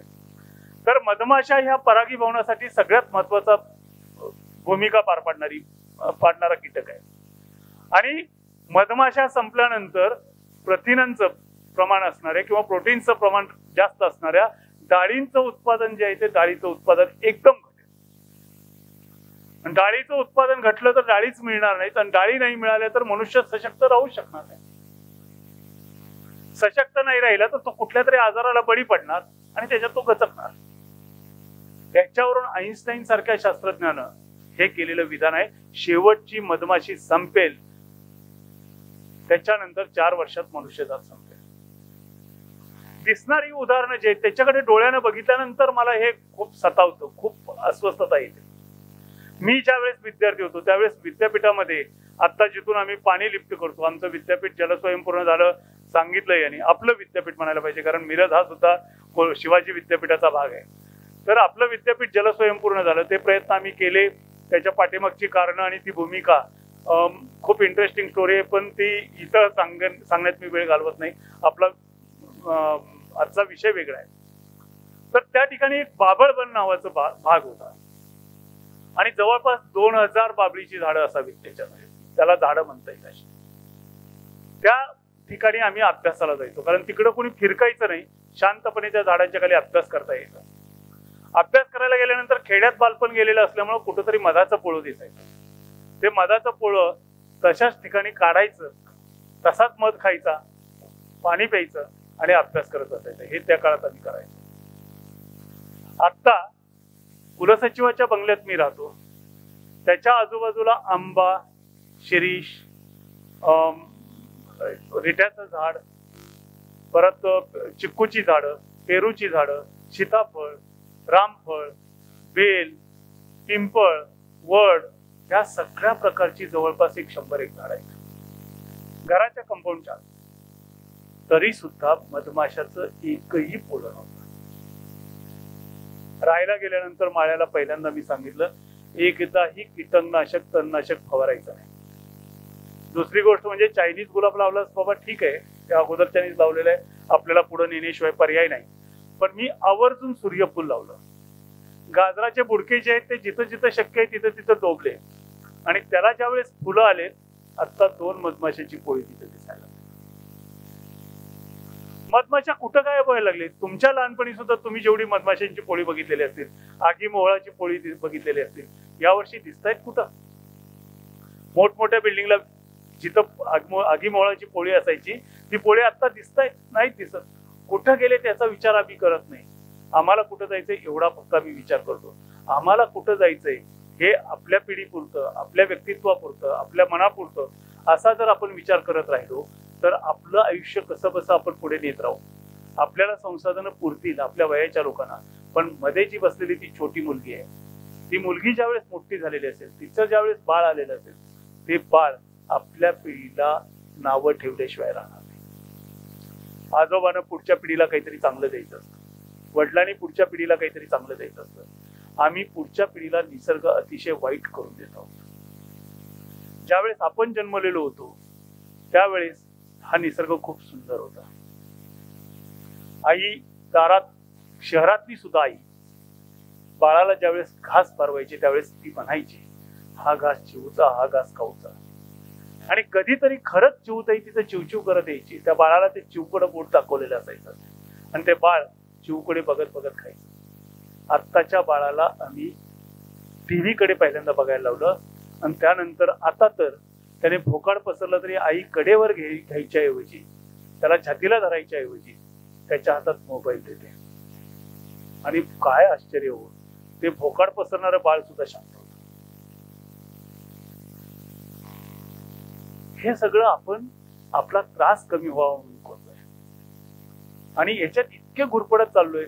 मी ज्या 3 पिढ्यांची मनोवृत्तीची कथा सांगितली, त्या कथेतल्या 3ऱ्या पिढीच्या पुढे आम्ही चाललो. पण कुठेतरी खरंच आता गरज आली पुढच्या पिढीला जो निसर्ग आपण बघितला, जे सौंदर्य आपण बघितलं, जे निसर्गाचं सौंदर्य आपण टिपू शकतो, ते जर आपण जाताना बघायचं असेल, मी असं म्हणत नाही पुढच्या पिढीला सोपवायचं,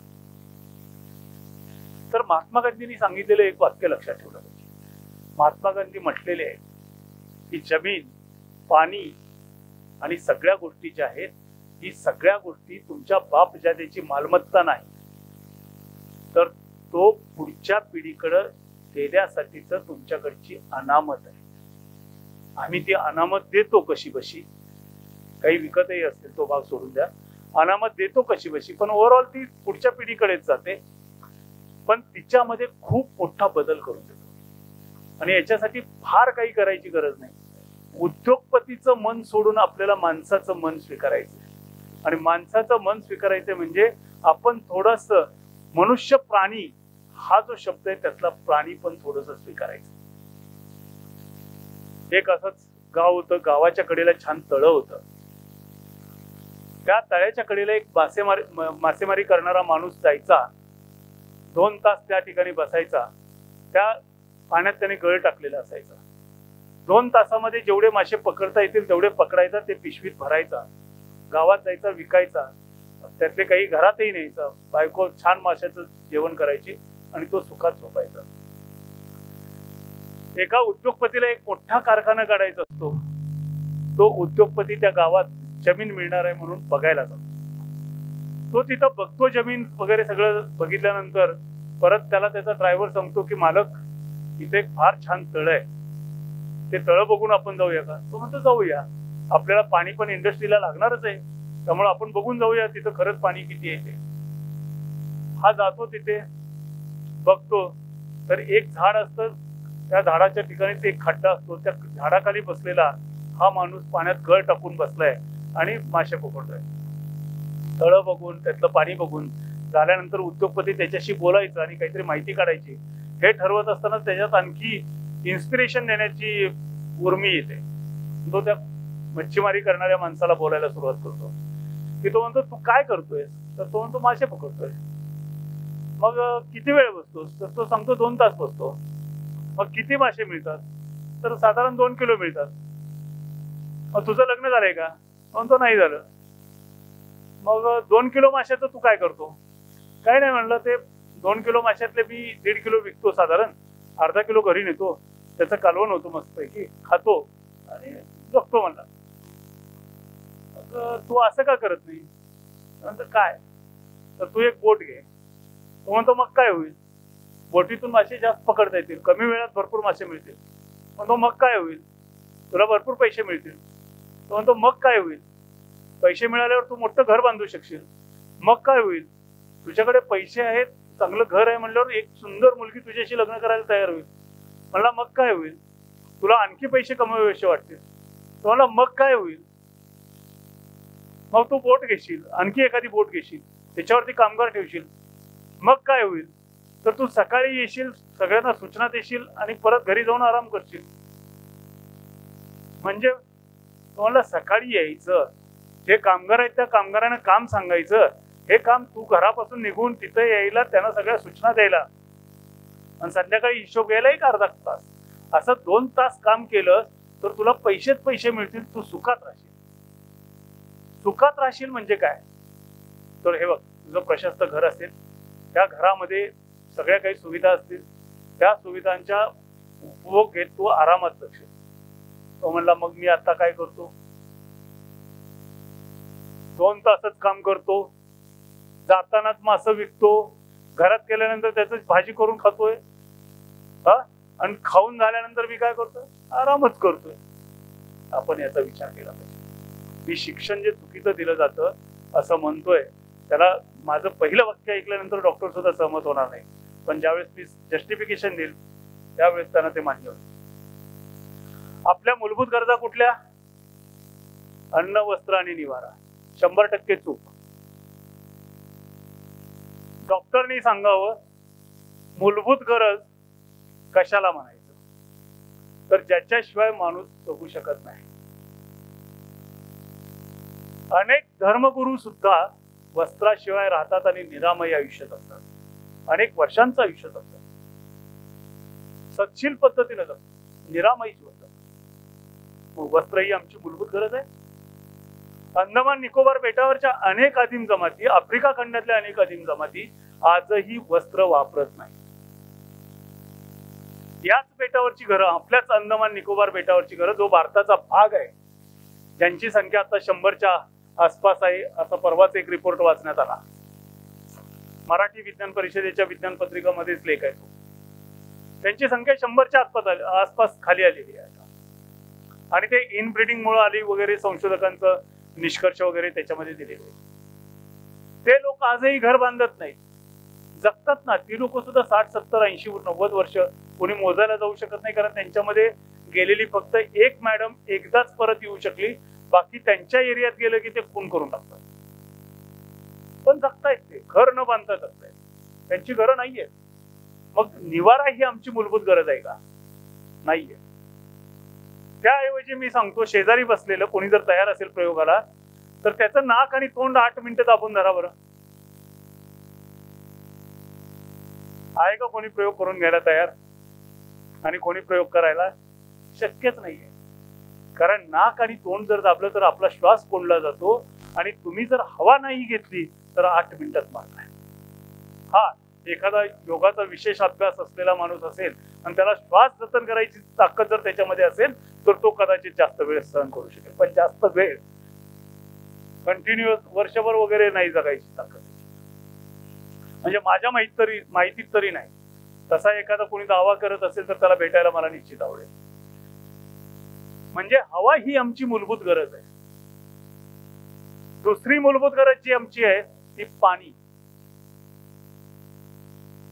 आणि तिसरी मूलभूत गरज जी आहे ती अन्न. पाणी जर तुम्हाला 7 दिवस नाही मिळालं आणि जर वातावरण थंड असेल, म्हणजे 50 डिग्रीकडे वगैरे जाणार नसेल, तर पाणी न मिळालेल्या एखाद्या शीत वातावरणामध्ये माणूस जास्तीत जास्त 7 दिवस जगू शकतो, असं एका विमान अपघातातून संशोधकांनी सिद्ध केलं. विमान अपघाताला त्यांनी प्रयोग बनवून टाकले. आणि अन्न माणसाला 21 दिवसापर्यंत नाही मिळालं तरी माणूस कसा बसू शकतो. म्हणजे अन्न, पाणी आणि हवा या आमच्या मूलभूत गरजा आहेत. आम्ही मुलांना शिकवताना शिकवतोय अन्न, वस्त्र आणि निवारा या आमच्या मूलभूत गरजा आहेत. पाणी आणि हवेचा आम्ही विचार करत नाही. दुसरा फॅक्टर असा आहे, अन्न घ्यायला आपल्याला पैसे मोजावे लागतात, म्हणून अन्नाचं महत्व थोडंफार तरी आपल्याला कळलं.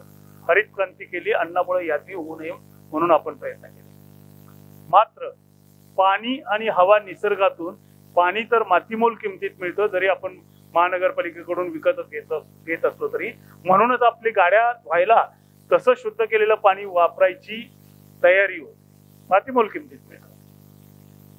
आणि हवा तर मोफतच मिळते, म्हणून त्यांची आम्ही कधीच काळजी करत नाही.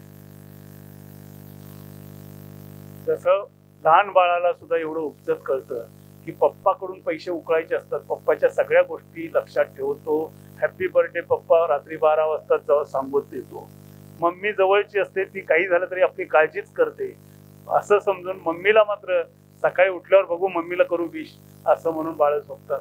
तशाच प्रकारचं वर्तन निसर्गामध्ये सुद्धा पाणी आणि हवा ज्या कमी किमतीत आपुलकीनं निसर्ग आपल्याला मोफत पुरवतोय त्याच्याबद्दल आपण करत.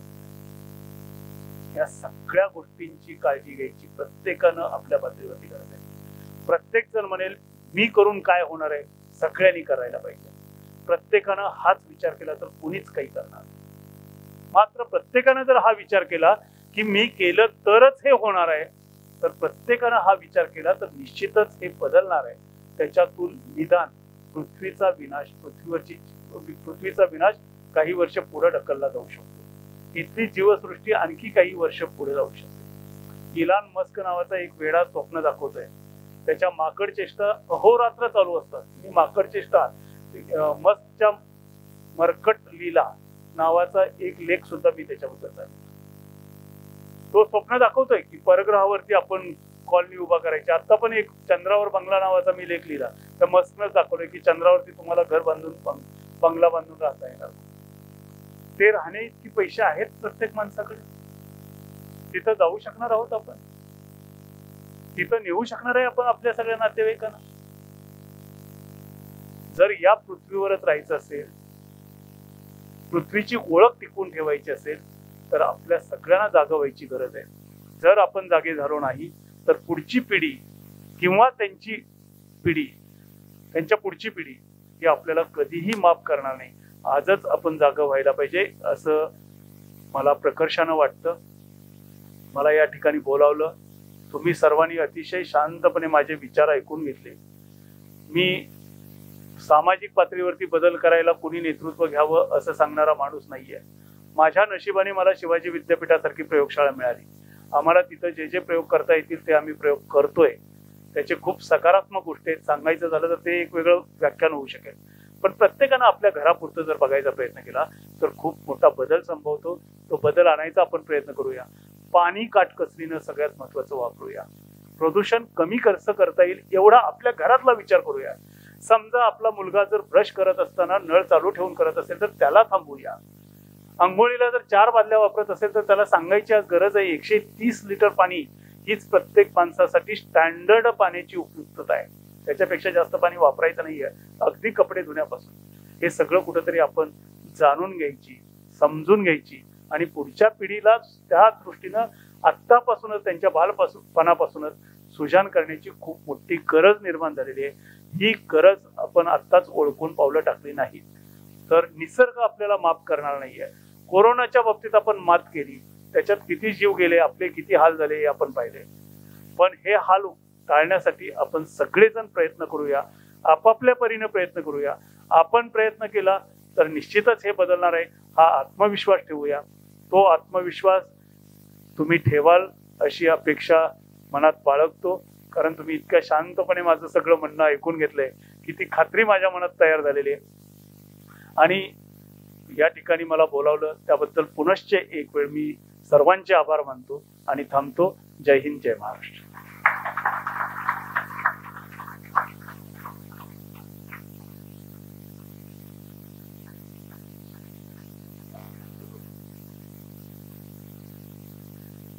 आदरणीय शिंदे सर यांनी, मी त्यांना विनंती केल्याप्रमाणे कोणाला जर प्रश्न विचारायचे असतील तर 1-2 प्रश्नाची उत्तर ते देतील, पण प्रश्न कमी शब्दात असावा म्हणजे उत्तर जास्त शब्दात मिळेल. बरेच वेळेला लोक प्रश्न विचारतात, तो इतका मोठा असतो की त्याचे उत्तर देताना वक्त्याची दमछाक होती. कुणाला विचार असेल तर कृपया विचारा. पण माझा एक प्रश्न आहे, तो म्हणजे त्याचं उत्तर सविस्तर आहे असं तुम्ही भाषणात बोलला, पण शिवाजी विद्यापीठाचा परिसर जो आपण स्वयंपूर्ण केलेला आहे पाण्याच्या दृष्टीने, ते जर थोडक्यात सांगितलं आणि ते घरगुती उपाय म्हणून किंवा आपल्या परिसरामध्ये काय करता येणं शक्य असेल तर त्या संबंधात कृपया आपण सांगावं.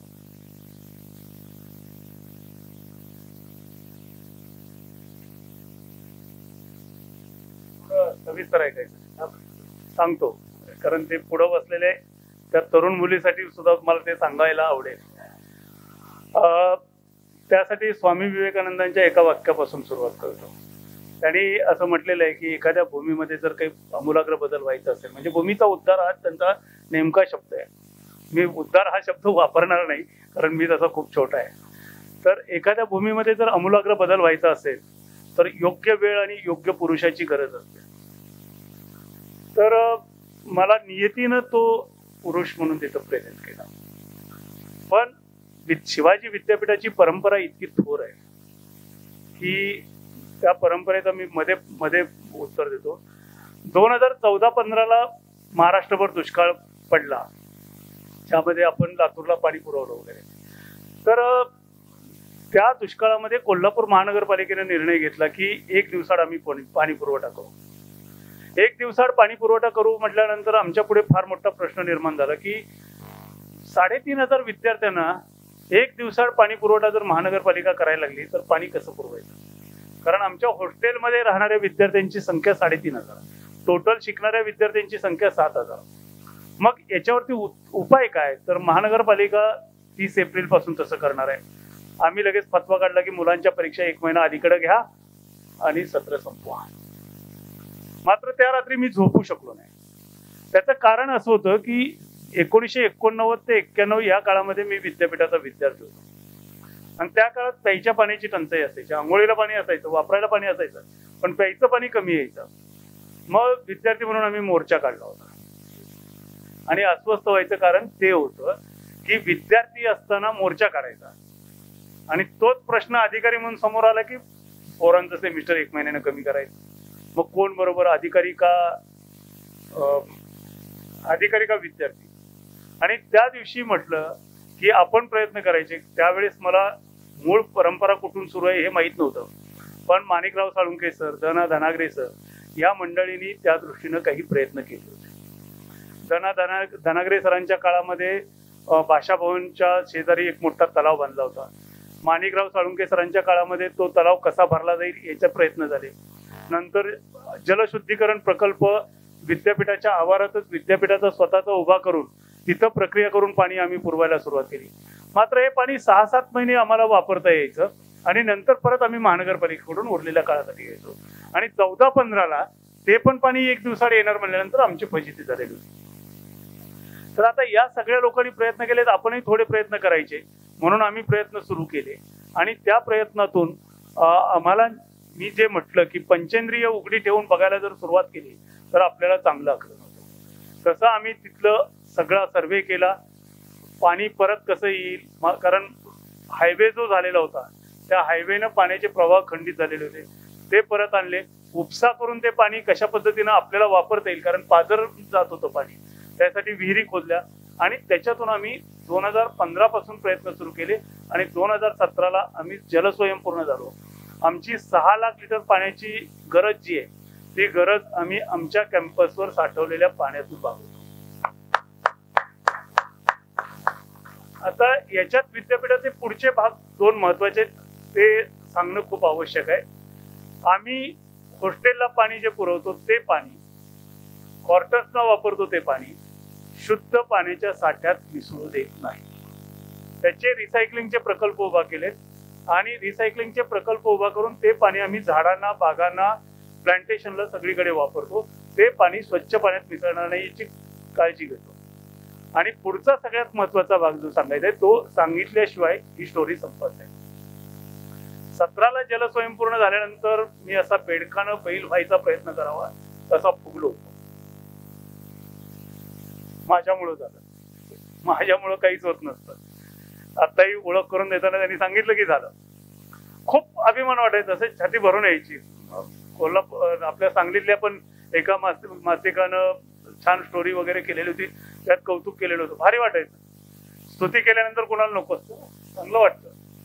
पण त्याच वेळेस माझी बदली झाली आणि ज्या सेक्शन मध्ये गेलो तिथं विद्यापीठाचं सगळं रेकॉर्ड माझ्या हातात आलं आणि मी वाचायला सुरुवात केली. त्यावेळेस खूप छान आणि माझं हे गर्वहरण करणारी गोष्ट वाचायला मिळाली. विद्यापीठाचा वारसा किती चाज्वल्य आहे ते मला बघायला मिळालं. विद्यापीठाचे पहिले कुलगुरू अप्पासाहेब पवार यांनी 1965 साली एका रिटायर्ड इरिगेशन डिपार्टमेंट मधल्या सुपरिटेंडेंट इंजिनियरला, ज्याचं नाव S.L. कोळी, बोलावून घेतलं आणि त्यांना कॅम्पसचा सर्वे करायला सांगितला आणि कॅम्पसचा सर्वे करून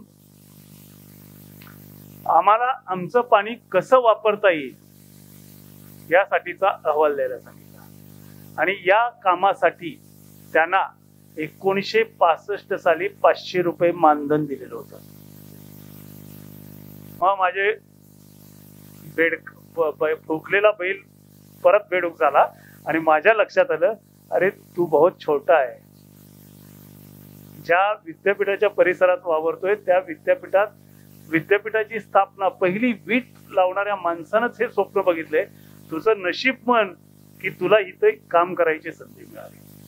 तर हीच भावना घेऊन विद्यापीठातले माझे सगळे सहकारी पण प्रयत्न करतात. सुदैवानं विद्यापीठाचे सध्याचे कुलगुरू D.T. शिर्के सरांच्या पासून सगळी मंडळी पाण्याच्या बाबतीत खूप संवेदनशीलतेनं राहतात, निसर्गाबद्दल संवेदनशीलतेनं राहतात. आणि एक भाग आवर्जून सांगावा असा वाटतो की आम्ही जल स्वयंपूर्ण झालो याचा विद्यापीठाचे घटक म्हणून आम्हाला खूप अभिमानच आहे. मात्र 2019 आणि 21चा महापूर ज्यावेळेस आला कोल्हापूरला, त्यावेळेस कोल्हापूर महानगरपालिकेला विद्यापीठाच्या परिसरातून अनुक्रमे 54 लाख लिटर आणि 78 लाख लिटर प्यायचं पाणी विद्यापीठानं पुरवलं, तेही मोफत. जे विद्यापीठ महानगरपालिकेकडून पाणी घेत होतं ते विद्यापीठ अडचणीच्या काळात महानगरपालिकेला मोफत प्यायचं पाणी पुरवू शकलं. हा आमच्यासाठी खूप अभिमानाचा क्षण आहे. धन्यवाद सर. याला एक उपसूचना करतो. आपण भाषणामध्ये म्हणाला की कोल्हापूरची वाटचाल मराठवाड्याकडे, तर ह्या तुमच्या प्रयत्नातून ही वाटचाल जी चालली आहे त्याची कमीत कमी गती तरी कमी करता येईल का? हा प्रश्न नाही आहे, आपण त्याच्या प्रयत्नाला लागूया. कारण विद्यापीठ आमचं सुद्धा शिक्षण केंद्र आहे आणि विद्यापीठाला येतो त्यावेळेला आजूबाजूचा हिरवाई आणि ते परिसर बघितल्यानंतर खूप आनंद होतो. ते कोल्हापूर बस स्टँड किंवा रेल्वे स्टेशन मधून ज्यावेळी विद्यापीठात प्रवेश करतो त्यावेळेला खरोखर बरं वाटतं. कूपनलिका हे खूप घातक तंत्रज्ञान आहे. त्याच्यावरती मी काही दिवसापूर्वी एक व्हिडिओ पण टाकलेला आहे. कूपनलिकांचा दुष्परिणाम खूप वेगळ्या वेगळ्या पद्धतीने होतात. त्याच्यावरती बोलायचं झालं तरी 1 तासभराचा तो विषय होईल. काही कंपन्या शासनाचे नियम टाळून ज्या वेस्ट वॉटरवरती किंवा वापरलेल्या पाण्यावरती ज्याच्यात बऱ्याच वेळा जड मूलद्रव्यांचा सुद्धा समावेश असतो, अशी मूलद्रव्य असलेलं पाणी बोअरवेल मधून खाली सोडतायत. त्याच्यामुळे जमिनीतले साठे प्रदूषित व्हायला लागले. कोकणातल्या बातम्या आपण वाचतो की विहिरीला कालपर्यंत गोड पाणी होतं, आता ते खारट झालं. तिथल्या पाण्याचे साठे संपल्यामुळे व्हायला लागले. तसं बोअरवेल मध्ये आता जर अशा पद्धतीचं पाणी द्यायला लागलं तर खूप अडचणीचा भाग आहे. दुसरा भाग, पृथ्वी सुद्धा अस्थिर व्हायला लागली, हा भाग मी सांगितला. त्याच्यातला एक उत्तम उपाय आहे तो म्हणजे शासनाने जे नियम केलेले आहेत ते नियम सगळ्यांनी पाळले पाहिजेत. आणि शासकीय यंत्रणेला अशा नियमाचं उल्लंघन होत असेल तर ते निदर्शनास आणून द्यायला पाहिजे. एक गंमतशीर आकडेवारी आहे. एकट्या बेंगलोर शहरामध्ये 3,19,211 बोअरवेल आहेत ज्यांची नोंदणी झाली. नोंदणी न झालेल्या बोअरवेल्स वेगळ्या.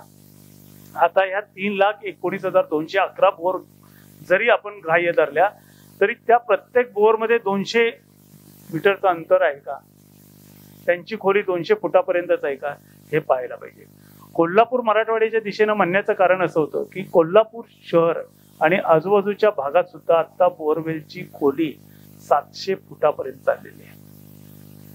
आणि इतक्या खोलवरचं पाणी ज्यावेळेस तुम्ही उपसा करून घेतात त्यावेळेस बेसॉल्टचा थर असणाऱ्या, म्हणजे जमिनीमध्ये बेसॉल्टचा खडक आहे आपल्याकडे, ज्याच्यातून पाणी जमिनीत मुरणं खूप अवघड आहे. मुळातच आपल्याकडे पडणाऱ्या पावसातलं फक्त 10% पाणी जमिनीत मुरतं आणि जमिनीतून शेतीसाठी वापरलं जाणारं जे पाणी आपण घेतो त्या पाण्यातलं 70% पाणी शेतीसाठी वापरलेल्या पाण्यातलं हे जमिनीतून घेतलेलं असतं, एकतर विहिरीच्या माध्यमातून नाहीतर बोअरवेलच्या माध्यमातून.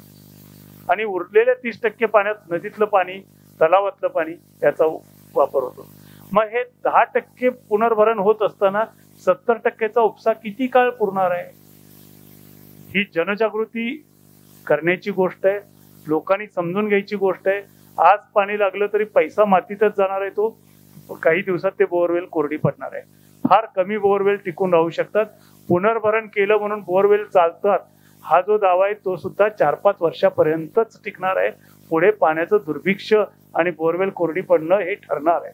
शहरात जे बोअरवेलला पाणी लागतं त्या बोअरवेलचं पॅथॉलॉजिकल टेस्टिंग करणं खूप एसेन्शियल आहे. फक्त त्याच्यात सॉल्ट कंटेंट किती आहे याचा उपयोग नाहीये. आरोला वापरत असला तरी काही वेळा आपण भांडी धुवायला बाकीच्या गोष्टीला ते पाणी वापरतो, त्यावेळेस त्याच्यामध्ये बॅक्टेरियाज आहेत का, काही पॅथोजन्स आहेत का, ह्याची तपासणी करून ते पाणी वापरायची गरज आहे. शहरातलं पाणी जे सांडपाणी असतं ते मुरून तिथलं पाणी टिकते, कारण ते सांडपाणी तर रोजच बाहेर जाते, ते त्याच्यात काय खंड नाही आमचा. शेतातल्या पाण्याचं मात्र तसं नाहीये. शेतातले बोअरवेल कोरडी पडायला लागले. त्यामुळं आम्ही आमच्या विद्यापीठामध्ये बऱ्याच वेळा अगोदरच्या काळामध्ये बोअरवेल मारायचे प्रयत्न झाले, पण आम्ही मागच्या 10 वर्षामध्ये एकही नवीन बोअरवेल घेतलेली नाही. आणि एक बोअरवेल फक्त चालू आहे, ती बोअरवेल आम्ही जपतो, कारण अगदीच इमर्जन्सी कधी आली तर आपल्याला वापरता यावं. इतर वेळी आम्ही त्या बोअरवेल मधून पाणी सुद्धा उपसतो. तर अशा रीतीनं माझ्या 2 प्रश्नांना त्यांनी सविस्तर उत्तर दिलेले आहेत. मित्रांनो, आपल्यावर एक संस्कार झालेला आहे, तो म्हणजे ज्या वेळेला आपण सकाळी उठतो त्यावेळेला आपण हाताकडे बघून म्हणतो कराग्रे वसते लक्ष्मी.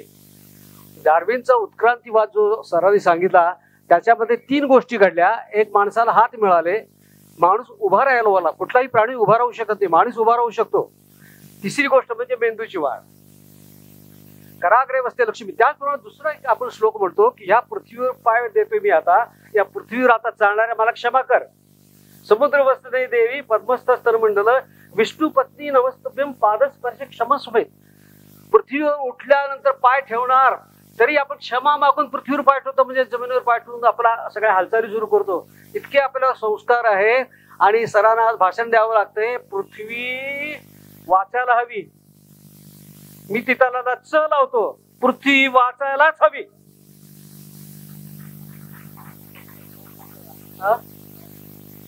आणि कोणाचे प्रश्न आहेत? या पुढे या.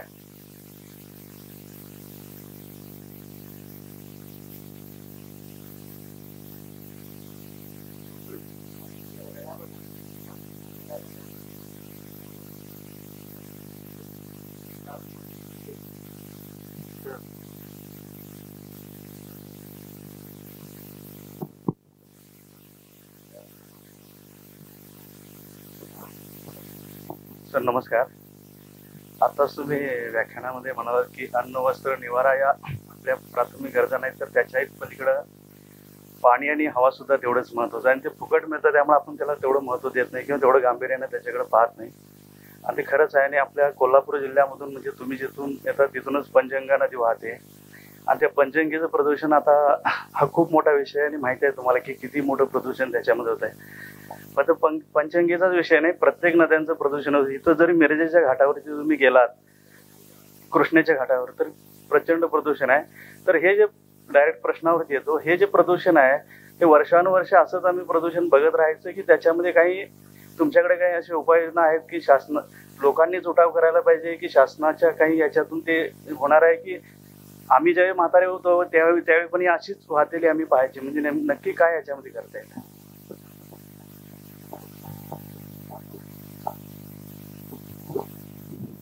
प्रश्न महत्वाचा आहे आणि मी सोदाहरण सांगू इच्छितो याचं उत्तर. इंग्लंडमध्ये थेम्स नदी आहे आणि या नदीची अवस्था आपल्याकडच्या कृष्णा, पंचगंगा किंवा गंगा या नद्यांच्या सारखीच झालेली होती. सरकार त्यांच्या पद्धतीने प्रयत्न करत होतं थेम्स नदीला स्वच्छ करायचं, पण प्रयत्नांना यश कधीच येत नव्हतं. ज्या वेळेस तिथल्या एका शहराच्या महापौरांनी निर्णय घेतला की याच्यामध्ये लोकसहभाग असल्याखेरीज काहीच होणार नाही, त्यावेळेस त्या महापौरांनी घरोघरी जाऊन जनजागृतीचा मार्ग स्वीकारला. लोकांनी त्याच्यात सहभाग द्यायला सुरुवात केली आणि त्या नदीच्या त्या शहराच्या आजूबाजूचा परिसर जो होता तो तेवढाच परिसर काही प्रमाणात पाणी बदललेलं दिसतं.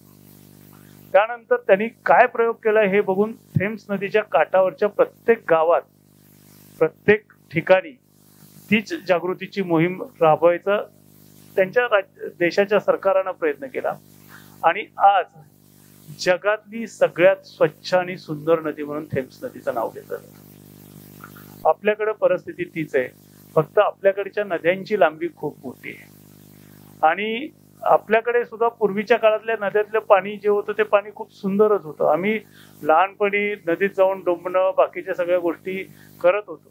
आता ते करायचं धाडस पंचगंगेत तर कधीच होत नाही. पंचगंगेत मी 3रीत असताना त्या नदीच्या पाण्यात उतरून पोहलेलो आहे, पाणी पिलेलो आहे. म्हणजे खाली वाकून नदीतलं पाणी, वाहणारं पाणी डायरेक्ट प्यायचं धाडस त्या काळात आम्ही केलं. धाडस असं आजच्या पिढीला सांगायला पाहिजे की आम्ही असं वाकून पाणी पित होतो, जनावरांसारखं तोंड लावून डायरेक्ट पाण्याच्या प्रवाहाला. ते धाडस आता कुठल्याच पाण्यात राहिलेलं नाही, कुठल्याच पाण्यात. म्हणजे जमिनीतलं पाणी, बोरवेलचं पाणी जे येते ते तरी शुद्ध आहे का हे तपासण्याची गरज मी अगोदरच्या प्रश्नाच्या उत्तरात बोललो. आपल्याकडे प्रत्येकानं त्याच्यामध्ये वाटा घ्यायला पाहिजे आणि त्याच्यातला वाटा हा शहाणपणानं निभावायला पाहिजे.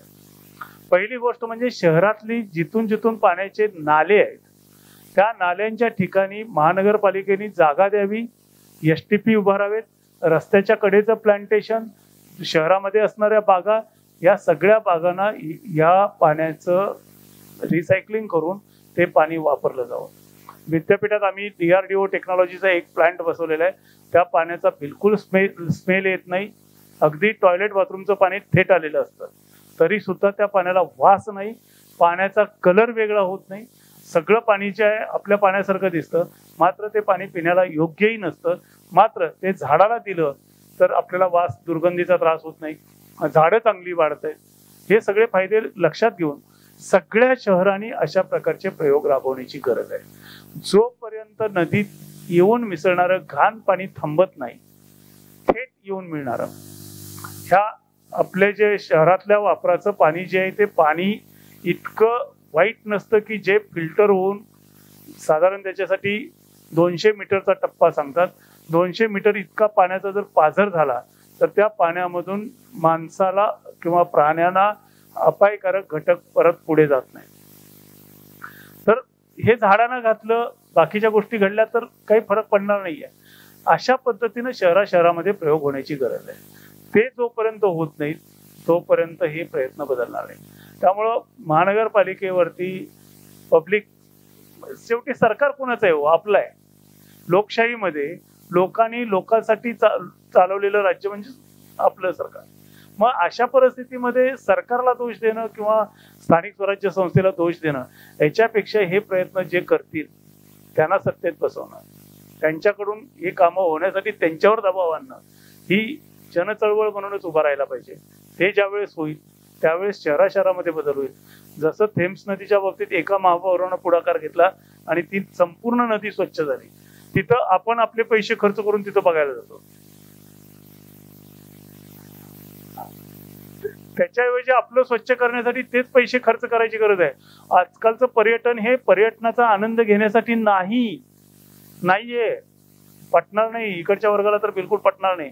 पण सांगतो कसे वागतात ते, थोडं हसू पण येईल. समजा सगळ्यांना कासच्या पठारावर पाठवलं, कासच्या पठारावर गेल्याबरोबर काय करतात बघा, 4-5 सेल्फी काढायच्या वेगवेगळ्या अँगलनं. सेल्फी काढून गप्प बसत नाहीत. माझ्या विधानाच्या पुष्टीर्थ सांगतो, ते व्हॉट्सअपला ठेवतात, स्टेटसला ठेवतात, फेसबुकला टाकतात, सगळीकडे टाकतात. बरं टाकलं तिथं तरी शांत राहावं, तिथं पण शांत राहत नाहीत. थोड्या वेळानं बघतात किती लाईक झाल्या, किती कॉमेंट आल्या, किती लाईक झाल्या, किती कॉमेंट झाल्या. त्याच्यावरती गप्प बसत नाहीत. ज्याच्यासाठी टाकलं त्याचीच कॉमेंट नाही आली, जिला जळवायचं होतं तिचीच कॉमेंट नाही आली. ह्याचा विचार करत हिरवाय. त्याच्याऐवजी सकारात्मक गोष्टीसाठी, चांगल्या गोष्टीसाठी प्रत्येकानं काम केलं पाहिजे. प्रत्येकाची गरज आहे. एक माणसाच्या लक्षात येत नाहीये सगळं. मी मच्छीमाराचं उदाहरण दिलं, पटण्यासारखं होतं आणि बेसिक होतं, पण त्याच्यातला पुढचा बोध जो आहे तो पुढचा बोध महत्वाचा आहे. त्याच्यासाठी डॉक्टर साहेब पण आहेत. डॉक्टर साहेब तसं काही यंत्र आहे का सांगतील मला. एखादं आपल्या घरात नवीन बाळ येणार आहे, हे 9 महिने अगोदर सांगतोय ना, 8 महिने, 8 ते 9 महिने अगोदर कळतं आपल्याला आपल्या घरात एक नवा जीव येणार आहे. आपला फ्यूज कधी उडणार आहे कोण सांगू शकतंय? नाही सांगतायत. तरी सुद्धा स्वप्न सगळी बघायची असतात.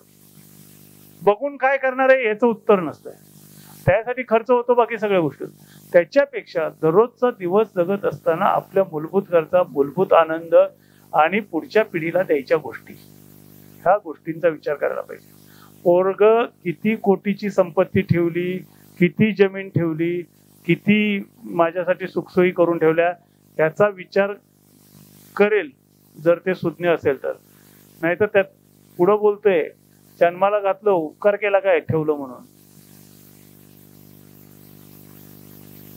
कोल्हापूरची जी घटना माझ्याकडे फार विचित्र आलेली होती. वृद्ध आई बापांना शेत विकायचं म्हणून 2 पोरांनी पुराच्या एरियातल्या अपार्टमेंटमध्ये ठेवलं होतं आणि त्याच्यावरती मी कथाही लिहिलेली होती. मृत्यूपत्र म्हणून माझी कथा आहे. ती पण माझ्या ब्लॉगला आहे, ती कोल्हापूरच्या सांगलीतल्या घटनेवरती आहे. अशी पोरं आहेत. मग कशाचा विचार करतोय आम्ही, कशाच्या पाठीमागे लागतोय आपण, ह्याचा विचार करण्याची आज गरज आलेली. त्यामुळे ह्या गोष्टीकडं खऱ्या अर्थानं संपत्तीची द्यायची ती निसर्ग संपदा द्यायची. खऱ्या अर्थानं त्यांना हवा आणि पाणी स्वच्छ कसं मिळेल ह्याच्यासाठी काळजी घ्यायची गरज आहे. ती आपल्या पिढीनं जर जबाबदारी उचलली, मी तुमच्या पिढीचाच समजतोय स्वतःला, कलप केलेले केस असले तरी, कारण मी माझे प्रयत्न सोडलेले नाही. जिथं शक्य आहे तिथं करत राहायचंय. ते आपण करायला सुरुवात केली. एकाच्या बरोबर दुसरा, दुसऱ्याच्या बरोबर तिसरा, ही साखळी ज्यावेळेस तयार होईल त्यावेळेस ते बदल होतील. आपल्या पातळीवर, वैयक्तिक पातळीवर प्रयत्न करताना ही साखळी मोठी व्हायला खूप दिवस लागणार आहे. त्याला एखादी NGO आली, त्याच्याबरोबर एखादी यंत्रणा आली तर ते काम लवकर सोपं होणार आहे. अशी यंत्रणा तयार करण्यासाठी मग जनमत तयार व्हायला पाहिजे, जनमताचा डेटा तयार व्हायला पाहिजे.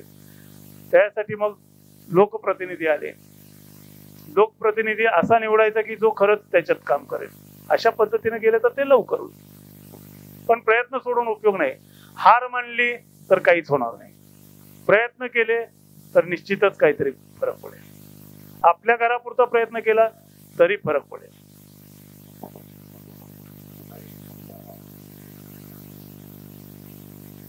100% करता येईल. आणि म्हणूनच मी म्हणलं की इलेक्ट्रिक व्हेकल वापरतायत त्यांनी जर सोलारचं पॅनेल घरावर बसवून रिचार्जिंग करत असतील तर त्यांचं कौतुक केलं पाहिजे. आणि औष्णिक विद्युत केंद्रातली इलेक्ट्रिसिटी घेऊन रिचार्ज करून म्हणत असतील आम्ही पर्यावरण स्नेही व्हेकल वापरतोय तर ती शुद्ध फसवणूक आहे.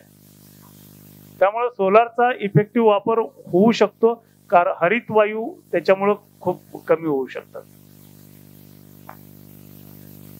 आजचे पुष्प चौथे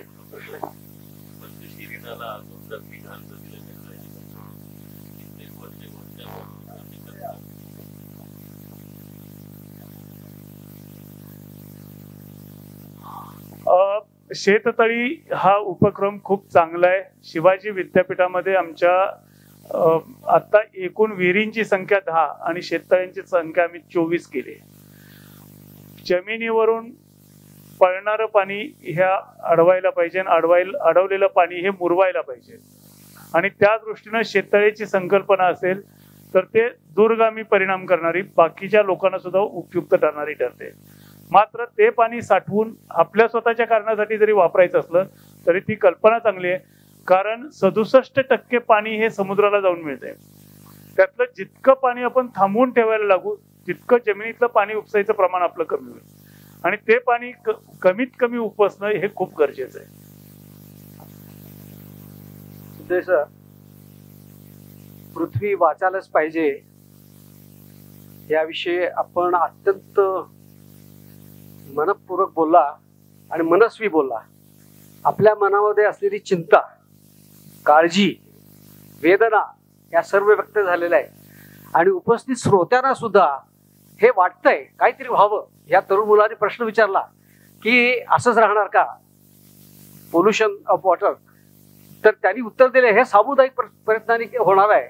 जसं मला असं वाटतंय जाता स्वच्छ भारत स्वस्थ भारत ही जशी योजना राबवली गेली आणि बऱ्यापैकी स्वच्छता शहरामध्ये आपण ज्या राहतो वस्तीमध्ये झाली तशीच एक राष्ट्रीय पातळीवर अशी योजना जर सुरू केली किंवा महाराष्ट्र सरकारने सुरू केली तर त्याच्यामध्ये लोक चळवळ होईल आणि हा आपल्याला जो काही परिणाम पाहिजे तो परिणाम मिळेल असं वाटतंय.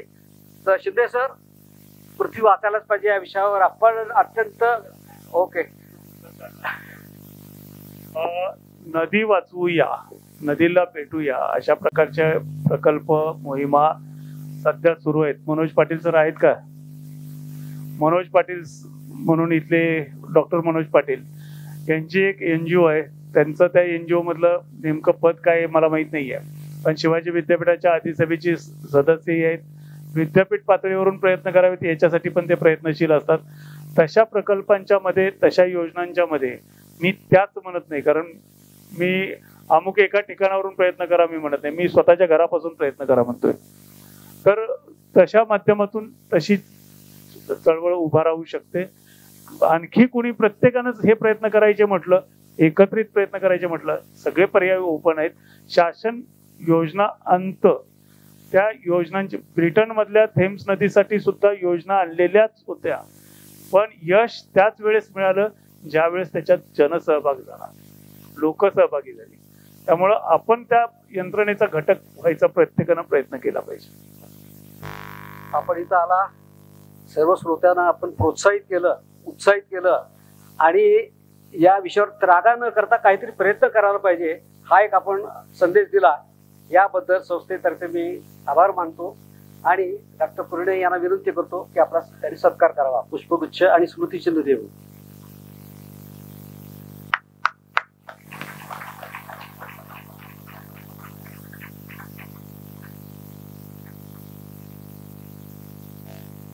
आता उद्याचा कार्यक्रम पुष्प 5वे रामचंद्र बापूराव अभ्यंकर वकील, जानकीबाई रामचंद्र अभ्यंकर यांच्या स्मृती प्रित्यर्थ प्राध्यापक श्री विश्राम ढोले पुणे यांचा विषय आहे भाषा, कला आणि कृत्रिम बुद्धिमत्ता, आर्टिफिशियल इंटेलिजन्स. तर आपण आज जसे जमला तसे उद्याच्या भाषणासाठी सुद्धा जास्ती संख्येने उपस्थित राहावे अशी नम्र विनंती करून आजचा कार्यक्रम झाला असं मी जाहीर करतो.